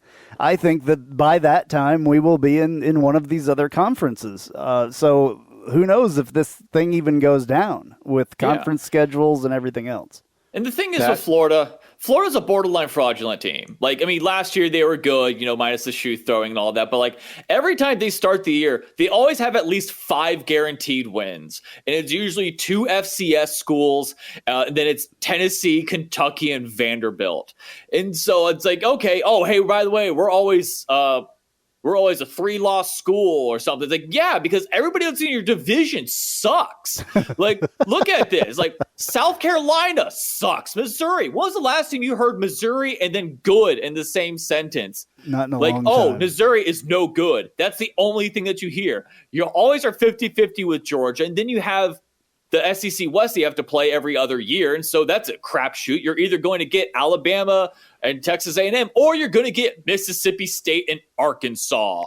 So, yeah, you're winning because everybody else just sucks. It's not because you're good. And that, ladies and gentlemen, is exactly why one Chase Bunker is on our show this evening, because of rants like that. I love it. I love it when you get excited. You can hear it in your voice, and it's awesome. So he definitely deserves a grinds my gears segment for sure. You bring it every time. I love it. I try my best to. Oh, I love it. It gets like there's times where just like after I'll do a show, it's like I don't think I was angry enough. I say that all the time, but I actually try to hold the anger back sometimes, which is hard. I did. I don't mean to make this off topic. I did a show that I don't think I'm legally allowed to say because, different property, not be rude. And they had a topic and I just sat back and I finished it and go, man, I really didn't bring the heat. And they go, oh, next time. It's like, no, you don't want that because this is actually under time constraints. I could go on for 5 minutes and this is a 30-second segment. Yeah. Well, we have no time constraints here except that you have to get up early in the morning for your new job. And I wanted to ask you about that as well. Tell everybody. We can talk about that. I'm a wide awake now. Like, tell everybody what you're doing with your new job. You're not a WDBO anymore. You moved to Jax. Yes. And tell everybody what you're doing, where they can find you, and all that stuff. So right now, I am a reporter over at WOKV for the morning show. I'm still learning how to be a good reporter. And it's radio, right? It's radio. Okay. Yes, it's still radio. I mean, have you seen my face? Yeah, that's radio. Got a face for radio. Exactly. And so it's one of those where they have me come in at 3:30 in the morning and yeah, it just that's sucks. When like, there's sports no other way around it. And it's sports, right? Are you doing other things besides sports? I'm doing generic news. That's the thing. It's like I want to do sports. Like eventually the end game is going to be sports. Hopefully, my problem is that I can't watch a lot of these sports because like I miss the NBA finals because like they start at 9:00. Which first off, NBA, why are you doing that? Like, that's going to end around midnight and everyone's just going to pass out midway through. Like, don't do that to the East Coast people. Oh, we got to get those Lakers fans that aren't watching. And so that's the downside to it. But I'm doing a lot of reporting stuff. So I'm actually like getting out there on the field. I'm exploring Jacksonville. And I moved to an area that it's kind of like Waterford on steroids. And my sister was like, oh, you don't want to live there. Like, that's all like traffic is horrible. Like I lived in Orlando for 11 years. Like, trust me, this might be like my home away from home or like my last little memory of home. It's like, oh, hey, look, backup. Oh, I remember Orlando. All right. Well, that's cool that you got that opportunity. Congratulations. Mm-hmm. We're obviously going to miss you in the Orlando market, but we'll have you on this show every once in a while so you can get I definitely miss a lot of the people in Orlando. I especially miss doing a lot of the shows like Knightline at night, Tuesdays at 9 on WDBO 107.3 FM and AM 580. Plug. Thank you very much. Yeah, that was a good It's one. what I do best. And I miss doing shows like that and just talking about sports. And I haven't had a lot of opportunities to do that. Like I would just be like, oh, wow, there was a major trade going on. And everyone in the newsroom's just typing away. It's like, oh, we don't care about sports here. Okay. That has to be kind of rough. It is frustrating. Do you know how many sports opinions I haven't been able to say? Yeah. A lot. Well, we will.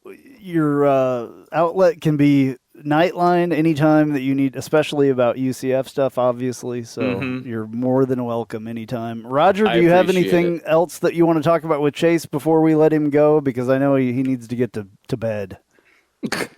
Get to bed, old man. I'm going to let you go. I hate it.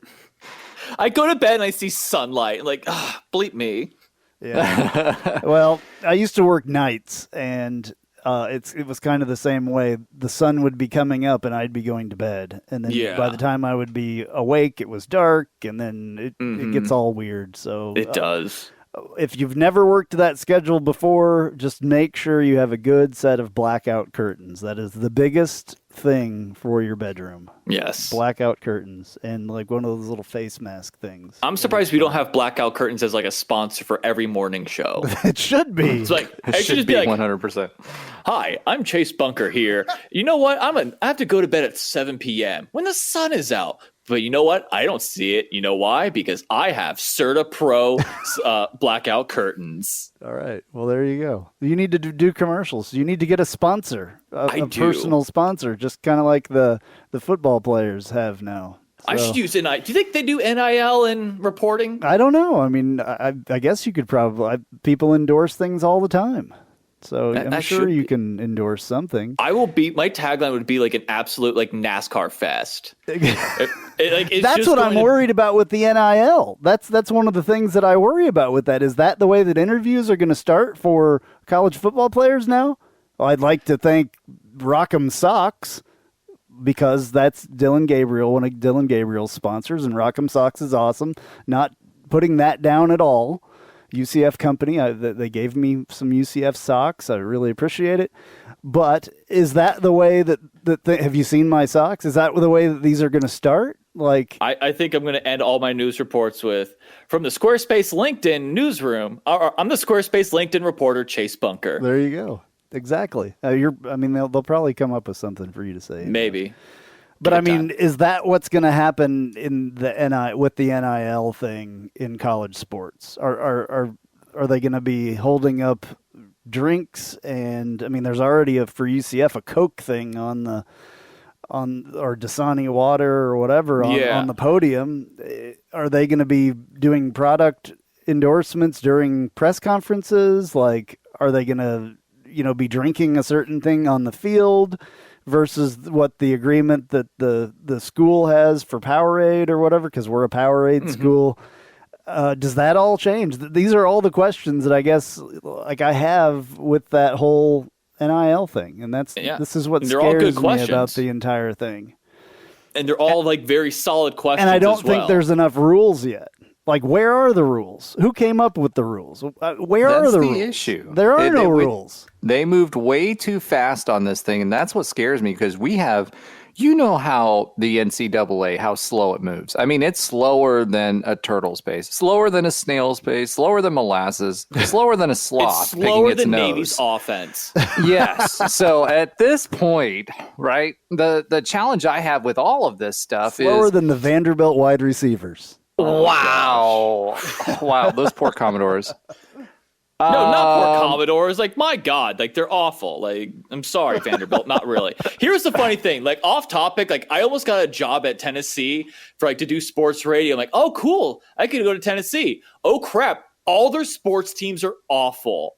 And you know what? I may have just dodged a bullet. You'd have Heupel to make fun of, I might have just gone into depression just covering Vanderbilt and Tennessee. What did they call hype? Oh, the hippo. You'd have the hippo to make fun of the entire time. Wow, really? That's what they called him? Yeah, the hippo. Wow, that's his nickname. I think it was pretty bad. Yeah, I think it was part Heupel and then part that he was like, kind of tubby. And he wasn't he wasn't tubby in his college football playing years, but then after age. Yeah. testosterone. That's like, loss. I guess Fatty McGee was taken. I'll just do Hippo. Wow. Guys. I mean, like, Hippo is just such a bad nickname. Like, I don't know he who just- came up with it. Like, It's bad. it's such a bad nickname. All right, Chase. We should probably let you go to bed. Yes. All right. Thank I you appreciate very it, guys. much, Thanks man. a lot. Really for appreciate letting it me on. having you on. We'll I talk to you appreciate Later, it. Chase. Talk to you soon. Bye, guys. If you haven't figured it out yet, I love Tijuana Flats. I would love them even if they weren't a partner with us on the Knightline Sports Network. They have all kinds of great Tex-Mex food, and it's fresh, by the way. Made to order burritos, tacos, enchiladas, chimichangas, quesadillas, bowls, nachos, and taco salads. And if you haven't tried the queso, you are completely missing out. It is the best queso that I've ever had in my life. Absolutely hands down. And the sauce bar that they have, everything from wild to mild in there. Absolutely awesome, awesome stuff. Not only do I love the food at Tijuana Flats, but I love the company, a UCF-born company. And they give back to the community with the Justin Queso Foundation. So head to your local Tijuana Flats. Tex-Mex for everyone.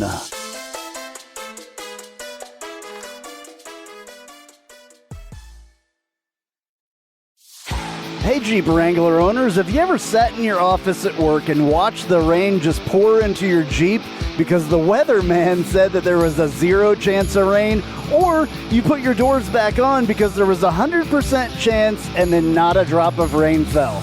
Well, there's a company out there that can help take the worry away and give you the peace of mind to be without your doors. The company's called Life Without Doors. They make waterproof rain curtains and dash covers for Wranglers.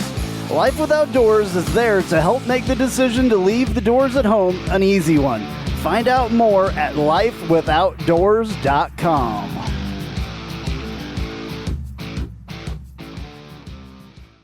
Spice up your company with homemade marketing services from Tasty Gravy Creative. Tasty Gravy serves up a menu of budget-friendly marketing, graphic design, and public relations services customized to your specific goals. Co-owned by a UCF graduate, Tasty Gravy can help refresh your brand, strengthen your online presence, or reinforce your company's message. Contact Tasty Gravy for help with your website, social media, marketing, advertising materials, and more. Visit tastygravy.com. All right, so the next topic that we probably need to talk about, we talked about it with Chase just a little while ago, but I think we need to have our own discussion about this UCF Florida 2-for-1 deal that we got. Because I know we can go more in depth than we talked about it with Chase, and I'm just afraid of talking for like 2 hours on this subject because we could probably do that as well. So we need to keep it kind of quick. Because I don't want to make this show super, super long. But, yeah, we've talked a little bit about this already, but we need to talk more about it. You just said something in our break that was kind of interesting to me, Roger. Something about you think it's even going to happen because it hasn't been announced yet. Yeah, I mean, one of the things that we had heard through various channels, and Dan Mullen was out talking about this. Scott Strickland was in the media talking about this. Mullen was talking smack, whatever. So this series was some of the players going were to talking happen. Smack as well, the Florida players. Yeah. So this series was going to happen, right? And it was supposed to be being finalized and announced this last week. That did not happen, and on Wednesday, the bottom fell out of conference realignment. So the question is, to me, well, first of all, yes, it is a 2-for-1 series, despite the fact that Terry Milhojer said, we needed to fill 2024, so we just, we signed a one and done, and then decided, hey, Scott, can you help me out? We were on the community together. Can you help me out with a home and home? And in his mind, that's two different things, but it's not. So at the end of the day, when you look at it from this standpoint, the conference is about to absorb 2 new teams. They're going to have to up the number of conference games that they play, which means less available spots for out of conference. And on top of that, who are they going to prune off of that schedule? I mean, they're not going to take the FCS teams off of there. I mean, Florida doesn't like to leave the state of Florida, so that's a positive for us. But I don't even know if we end up playing these games now that it wasn't announced, because we don't know if it's signed. And the SEC's got at least 2 more schools that they're talking about adding, maybe more. Does this thing even happen at this point? I think it's still going to happen personally. Just because it hasn't been announced yet, just probably means that they are, doing a little bit of action, with the contract or whatever, or, possibly somebody didn't agree to something when they got contracts to sign and all that stuff. I would assume they wouldn't really talk about it until, because you haven't gotten anything from UCF talking about it, really. You've gotten more from Florida talking about it as far as since they've had their media day. The SEC media day is when they were talking about it. So I still think it's going to happen. There's also been rumors of signing a similar deal with Florida State, I saw at one point as well. I don't know where I saw that either, but there was a rumor of that happening. So yeah, Florida State and Miami, but Florida State was the next one on the list. I'm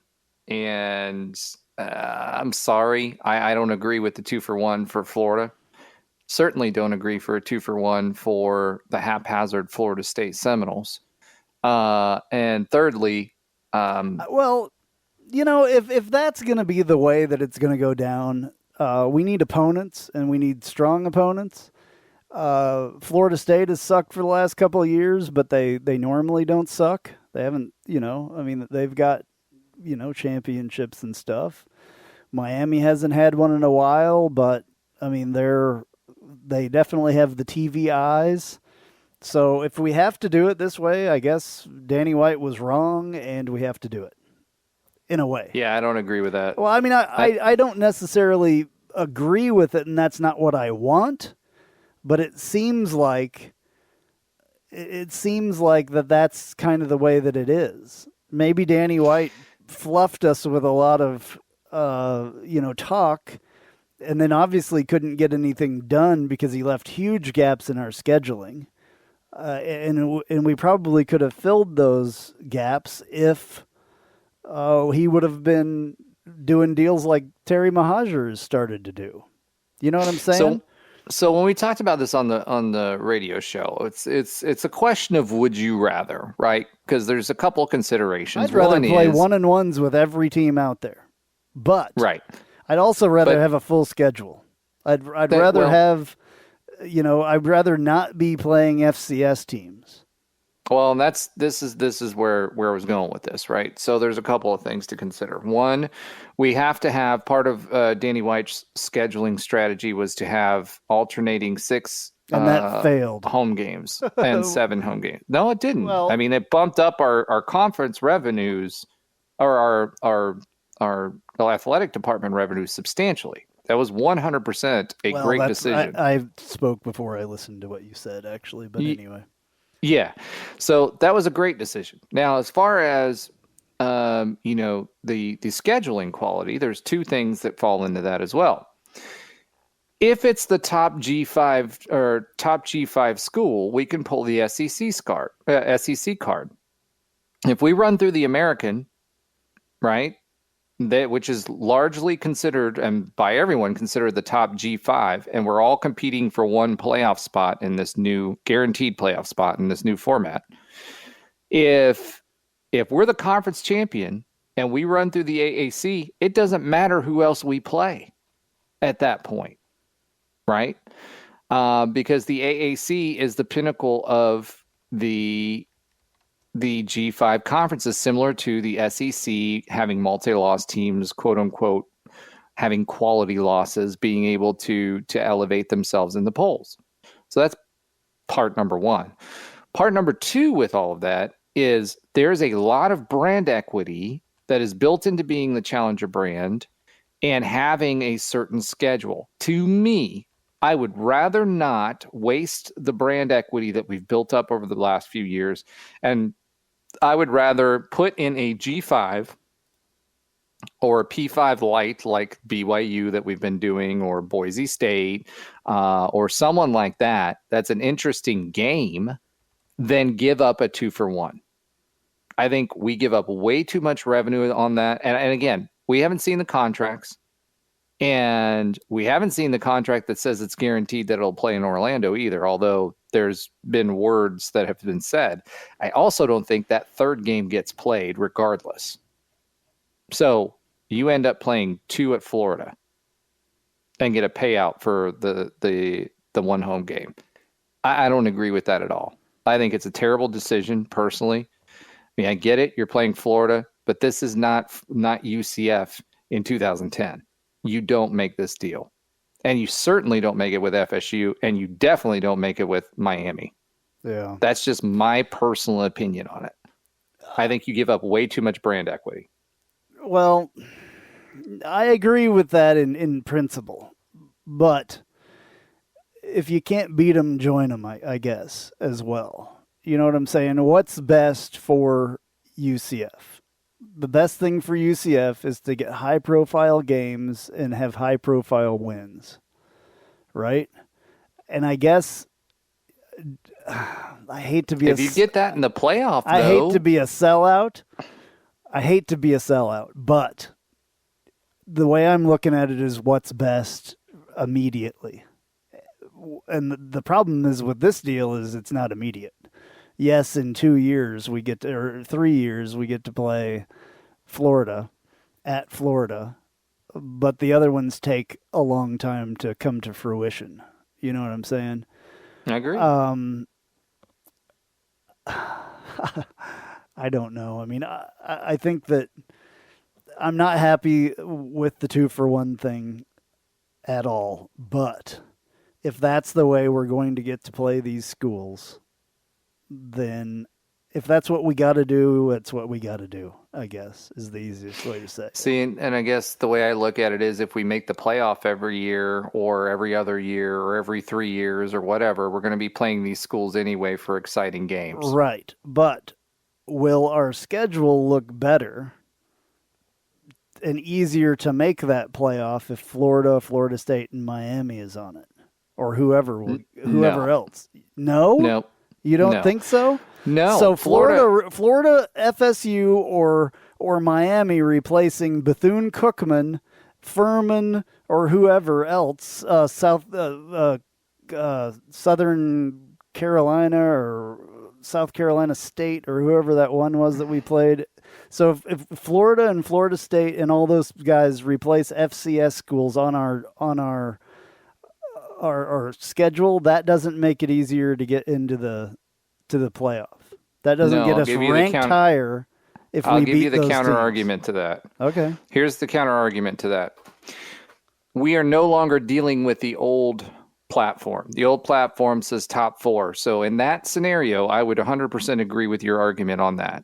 With Florida, would not agree with FSU and Miami. Neither one of those teams have been ranked high enough and consistently ranked high enough. They're not going to be in the next few years, though. Right, but would you rather bet on that, or would you rather insert someone like Ohio State and play and give up a 2-for-1 for them?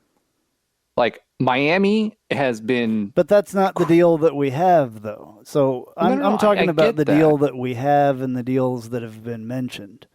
Well, we don't have a deal with Ohio State. No, I get it, but my point is I would rather play a G5 in the current environment. I would rather play a G5 or an FCS because the perception and the conference ranking of the American is now high enough to be the highest rated G5. If we're the highest rated G5, which means the conference games that we play, if we run through the conference and we win the conference, we are going to be the top rated G5 team.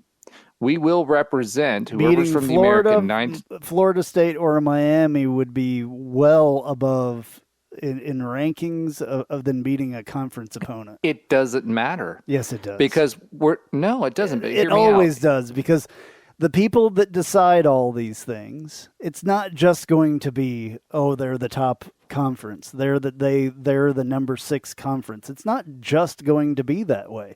They're going to look at schedules and they're going to see who you beat. It still is going to come the down guaranteed, to the G5 it's not has a guarantee, though. It's not a It guarantee. It's It the top is. 6 conferences is the guarantee. the It's top still 6 not- conference It's champions. still not a guarantee. I still don't think that it's a guarantee. I still think you have to make that schedule look as good as you possibly can. You're See, going and I to get would higher ranked, and you're going to get. Would you rather be the 12 seed or the 10 seed or the 8 seed I hate to say this, or the but 6 seed? we will always be the 12 seed. Whoever I don't the think we're G5 always going to champion be. is. No, I don't think so. I don't I think do. so. I know, do. but I don't think that's how it works. I don't think we'll always be the 12 seed. We're way higher than that. in But my even if we opinion. were the 8 seed or let's say we're the 8s or It's the better 9 than the seed. 12. Yeah, but the way that it's set up right now is you're And if always you going to beat play Florida. You're going to be, if Florida is on your schedule and you beat them in SEC Blue Blood, it's going to rank you higher. It's going to seed you higher than beating an AAC team or an FCS team. It's I going would to. agree with that in a vacuum, but we don't need it. That's the whole point. No matter what, you're going to get into the playoff, and no matter what seed you're in, you're going to play an away game. That still hasn't been confirmed either. So, I mean, What? I'm waiting for that to be confirmed. You know what I'm saying? This playoff playoff thing part? moving to 12, it's not a done deal. Oh, it's not a done deal now that the conference realignment stuff has been set up. It was never I a agree done with that. deal. It was I mean, it was somebody said something, and that's really all that's come of it. Well, I mean, we no, haven't seen any. it'd gone through the management committee, and the college football management committee had approval on it, and the SEC was fully behind it. So the next step was basically they were trying to work with the bowls, and the Rose Bowl, as we expected, was pitching a fit because they were being asked to move. Well, nobody's their... talking about that now, though. They're talking about the Exactly. Texas. This and whole thing Oklahoma. blew it up. Yeah. So I agree. who knows? I mean, I hope that happens. You never know at this point if that's still happening. I hope so, but nobody's talking about it is what kind of worries me. Yeah, I think. Yeah. I mean, this is. I think that they're going to they may have to wait to see if how the chips fall on the realignment thing, because this, like I said, this is going to be a widespread realignment. I don't think it's just the SEC and the Big 12. This is going to go a lot further. I don't know. Maybe they're looking to see if it becomes a giant Power 3 conferences. I don't know. Right. And then that would make it easy. Right. I don't know. Who knows? But still, I would rather have Florida on our schedule, and I would rather look better to those people on the committee, no matter how many teams there are in the playoff. It doesn't matter. I would still rather have blue blood teams on our schedule versus anyone else that we could get on our schedule. And personally, I don't really care how you have to do it. I just think the most important part is doing it. And I understand everybody's arguments about why this was a bad deal. I think it's a bad deal just because of the time frame. That's the biggest thing to me. The 2024, 2030, and 2033, because things are going to change between now and then. Who knows what conference we'll be in? Who knows if we'll be on an even playing field with Florida at that point in 2023 2030 and 2033. You know what I'm saying? So Yeah. That's what concerns me about this, I think, more than the rest of it. And yeah, that playoff, moving to 12 teams, if it's going to, or whatever, maybe they move it to more than that or less than that. Maybe it's 6, maybe it's 8, maybe it's 12. We don't know. There's all kinds of things that are changing so fast that even planning a game in 2030 and 2033, it's just a long time. Right. Who knows? Maybe SEC teams won't even be playing G5 teams, or who knows? Maybe they'll move on to by that time and form a Separate pro division. league or something. Yeah, who knows? So I just think, and I know that college football is scheduled well in advance. That's pretty far, though. That's farther than normal. So I would think that there's something behind that. Like, okay, we'll say we're going to play at this time, but it'll never happen. Mm-hmm. So if we get a one and done with Florida, I'll be happy. We just have to beat them. That's the biggest thing. Have to beat them. No question. I'm Jeff Allen. Join me each and every week on the Knightline Sports Network for the AAC Report. We bring you in-depth coverage of each school in football, basketball, baseball, softball, soccer, golf, tennis, and more, as well as bring you insider interviews and focus in on the biggest games and news of the week. That's all right here each week on the AAC Report, only on the Knightline Sports Network. Hello, Night Nation. This is Andrew Phegley reminding you to tune in every Tuesday night, 9 to 10 p.m. on WDBO 107.3 FM and AM 580, plus the WDBO app for Knightline at Night. Brought to you by Chad Bar Law. We'll be taking your calls and your texts reacting to the previous week's UCF sports action, and you never know who will show up. Once again, that's Knightline at Night, every Tuesday, 9 to 10 p.m. on WDBO 107.3 FM and AM 580, plus the WDBO app. Go Knights and charge on.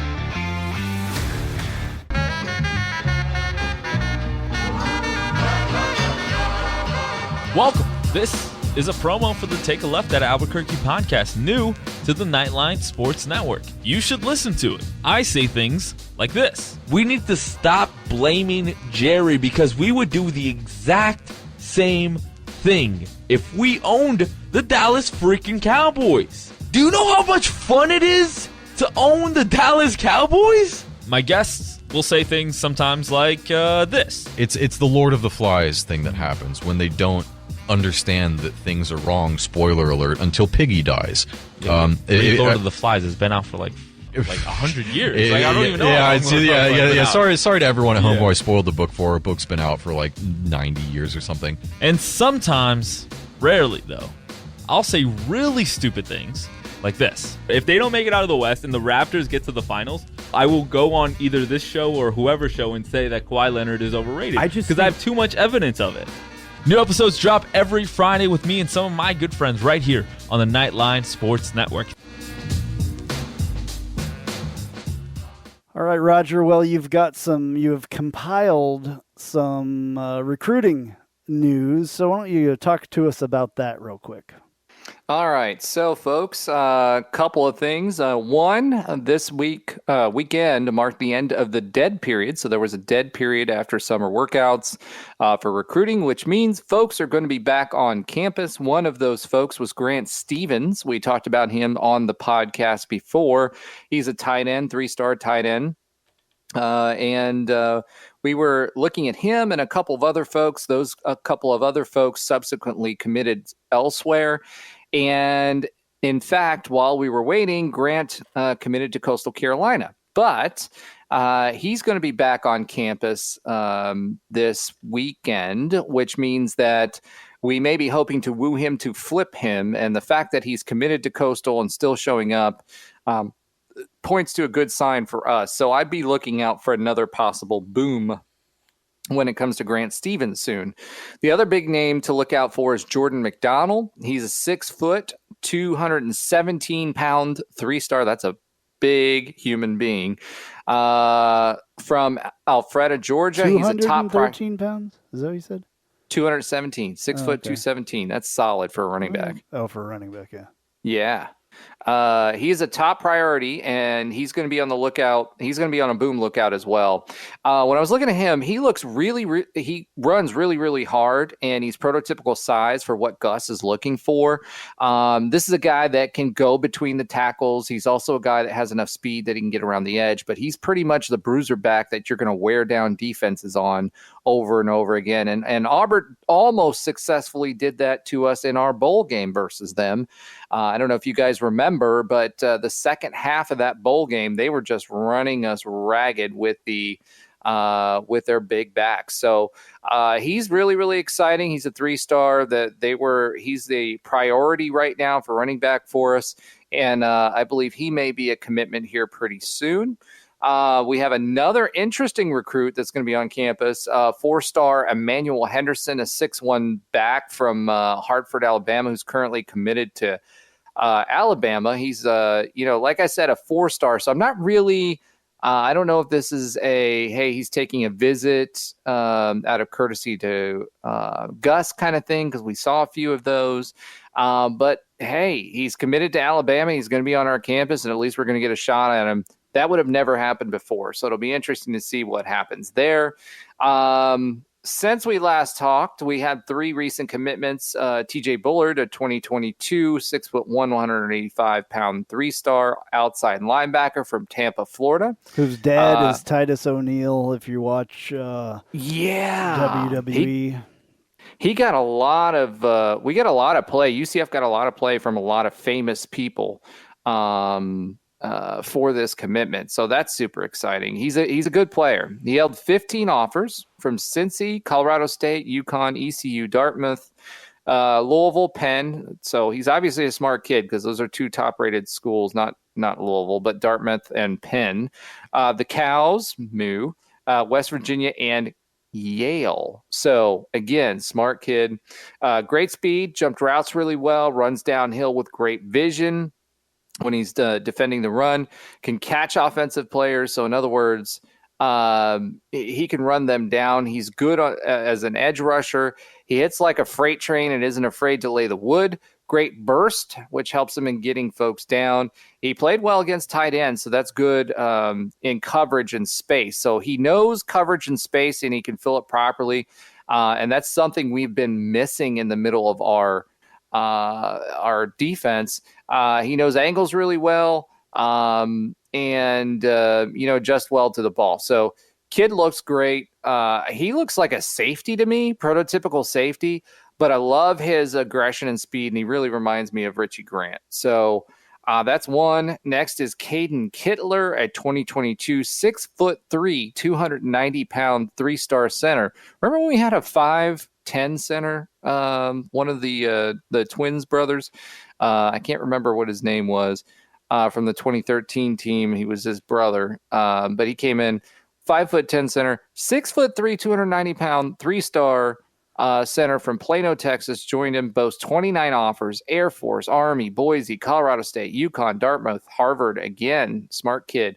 ECU, Houston, Memphis, Navy, New Mexico, Penn, Tulane, Washington State, and Yale. You really need smarts to play the center position. He is the captain of the offensive line. He's making calls, all that stuff. He has great size, blocks to the play at the second level, plays other positions. He has several pancakes, and by that I mean he plays other positions on the line. So he's not just a center, but that's where we're recruiting him. One of the things I saw, he needs to get a little lower on his blocks, but he's got a mean streak, and he finishes blocks really well. And then lastly, Nakai Martinez, a 2022 5'10", 170 defensive back from Apopka, Florida. He is a 4-star, folks, legitimate 4-stars. And yes, that is Apopka, Florida. They're a football factory for recruiting. And unfortunately, we've not been able to tap into that pipeline. So that's great news for us. And it's a consensus 4-star. So this guy's a 4-star across the board.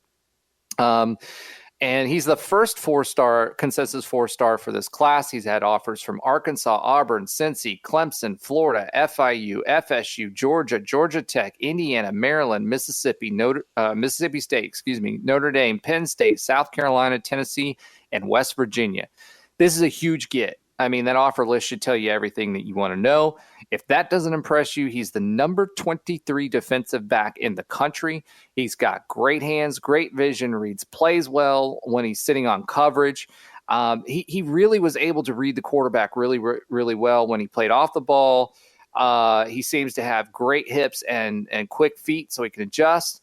He adjusts to the ball mid-play and mid-air well. So in other words, if he sees the ball starting, he's fast enough to get over to that other area and adjust to it. His vision's great. He's got good speed good enough speed to stay with the number 1 receivers.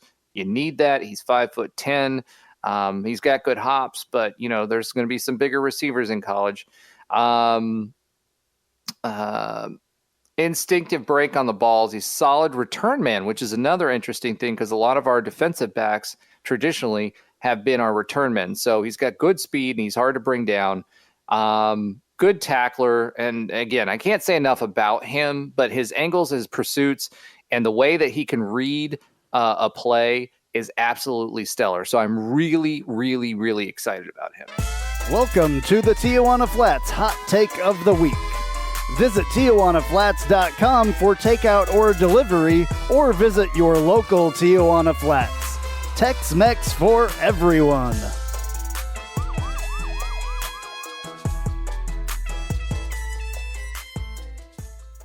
All right, time for the Tijuana Flats Hot Take of the Week. I'm going to let you go first, Roger. Okay, so for me, my Tijuana Flats hot take of the week is UCF will announce a new conference affiliation with the Big 12 by October. All right, well, you heard what I was saying earlier, and mine is the absolute opposite of that. I'm saying that the American will add teams before the 2022 season and be the next power conference because I think that the Big 12 will lack to exist after 2022. So, all right, well, that's our hot takes of the week, and there will be more. Obviously, if you have a chance to go to Tijuana Flats, that's a great thing to do. Tijuana Flats is absolutely awesome. I know that they have some new tacos, some new street tacos that are really, really good if you haven't tried those. So get to your Tijuana Flats and check out what they have that's new. And now, news and notes from the world of UCF sports.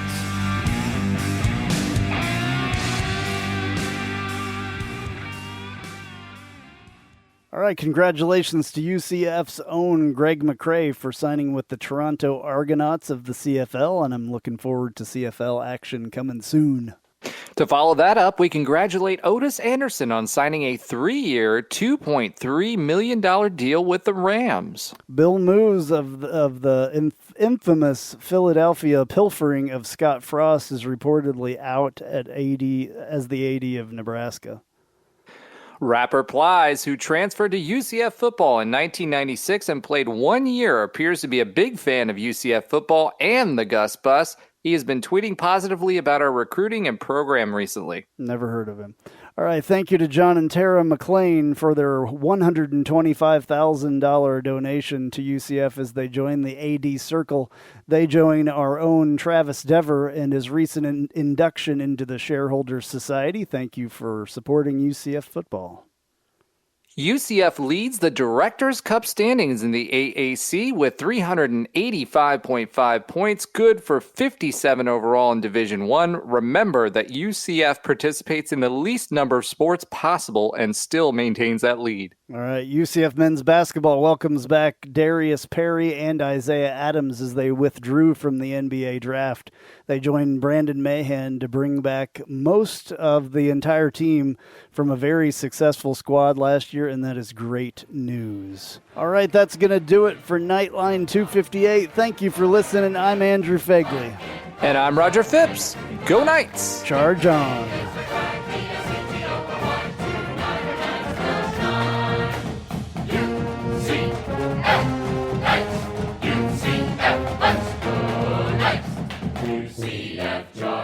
To the field, with our spirits we'll never yield. Black and gold charge right through the line. Victory is our cry, B-S-E-T-O-R-Y. Tonight our knights will shine.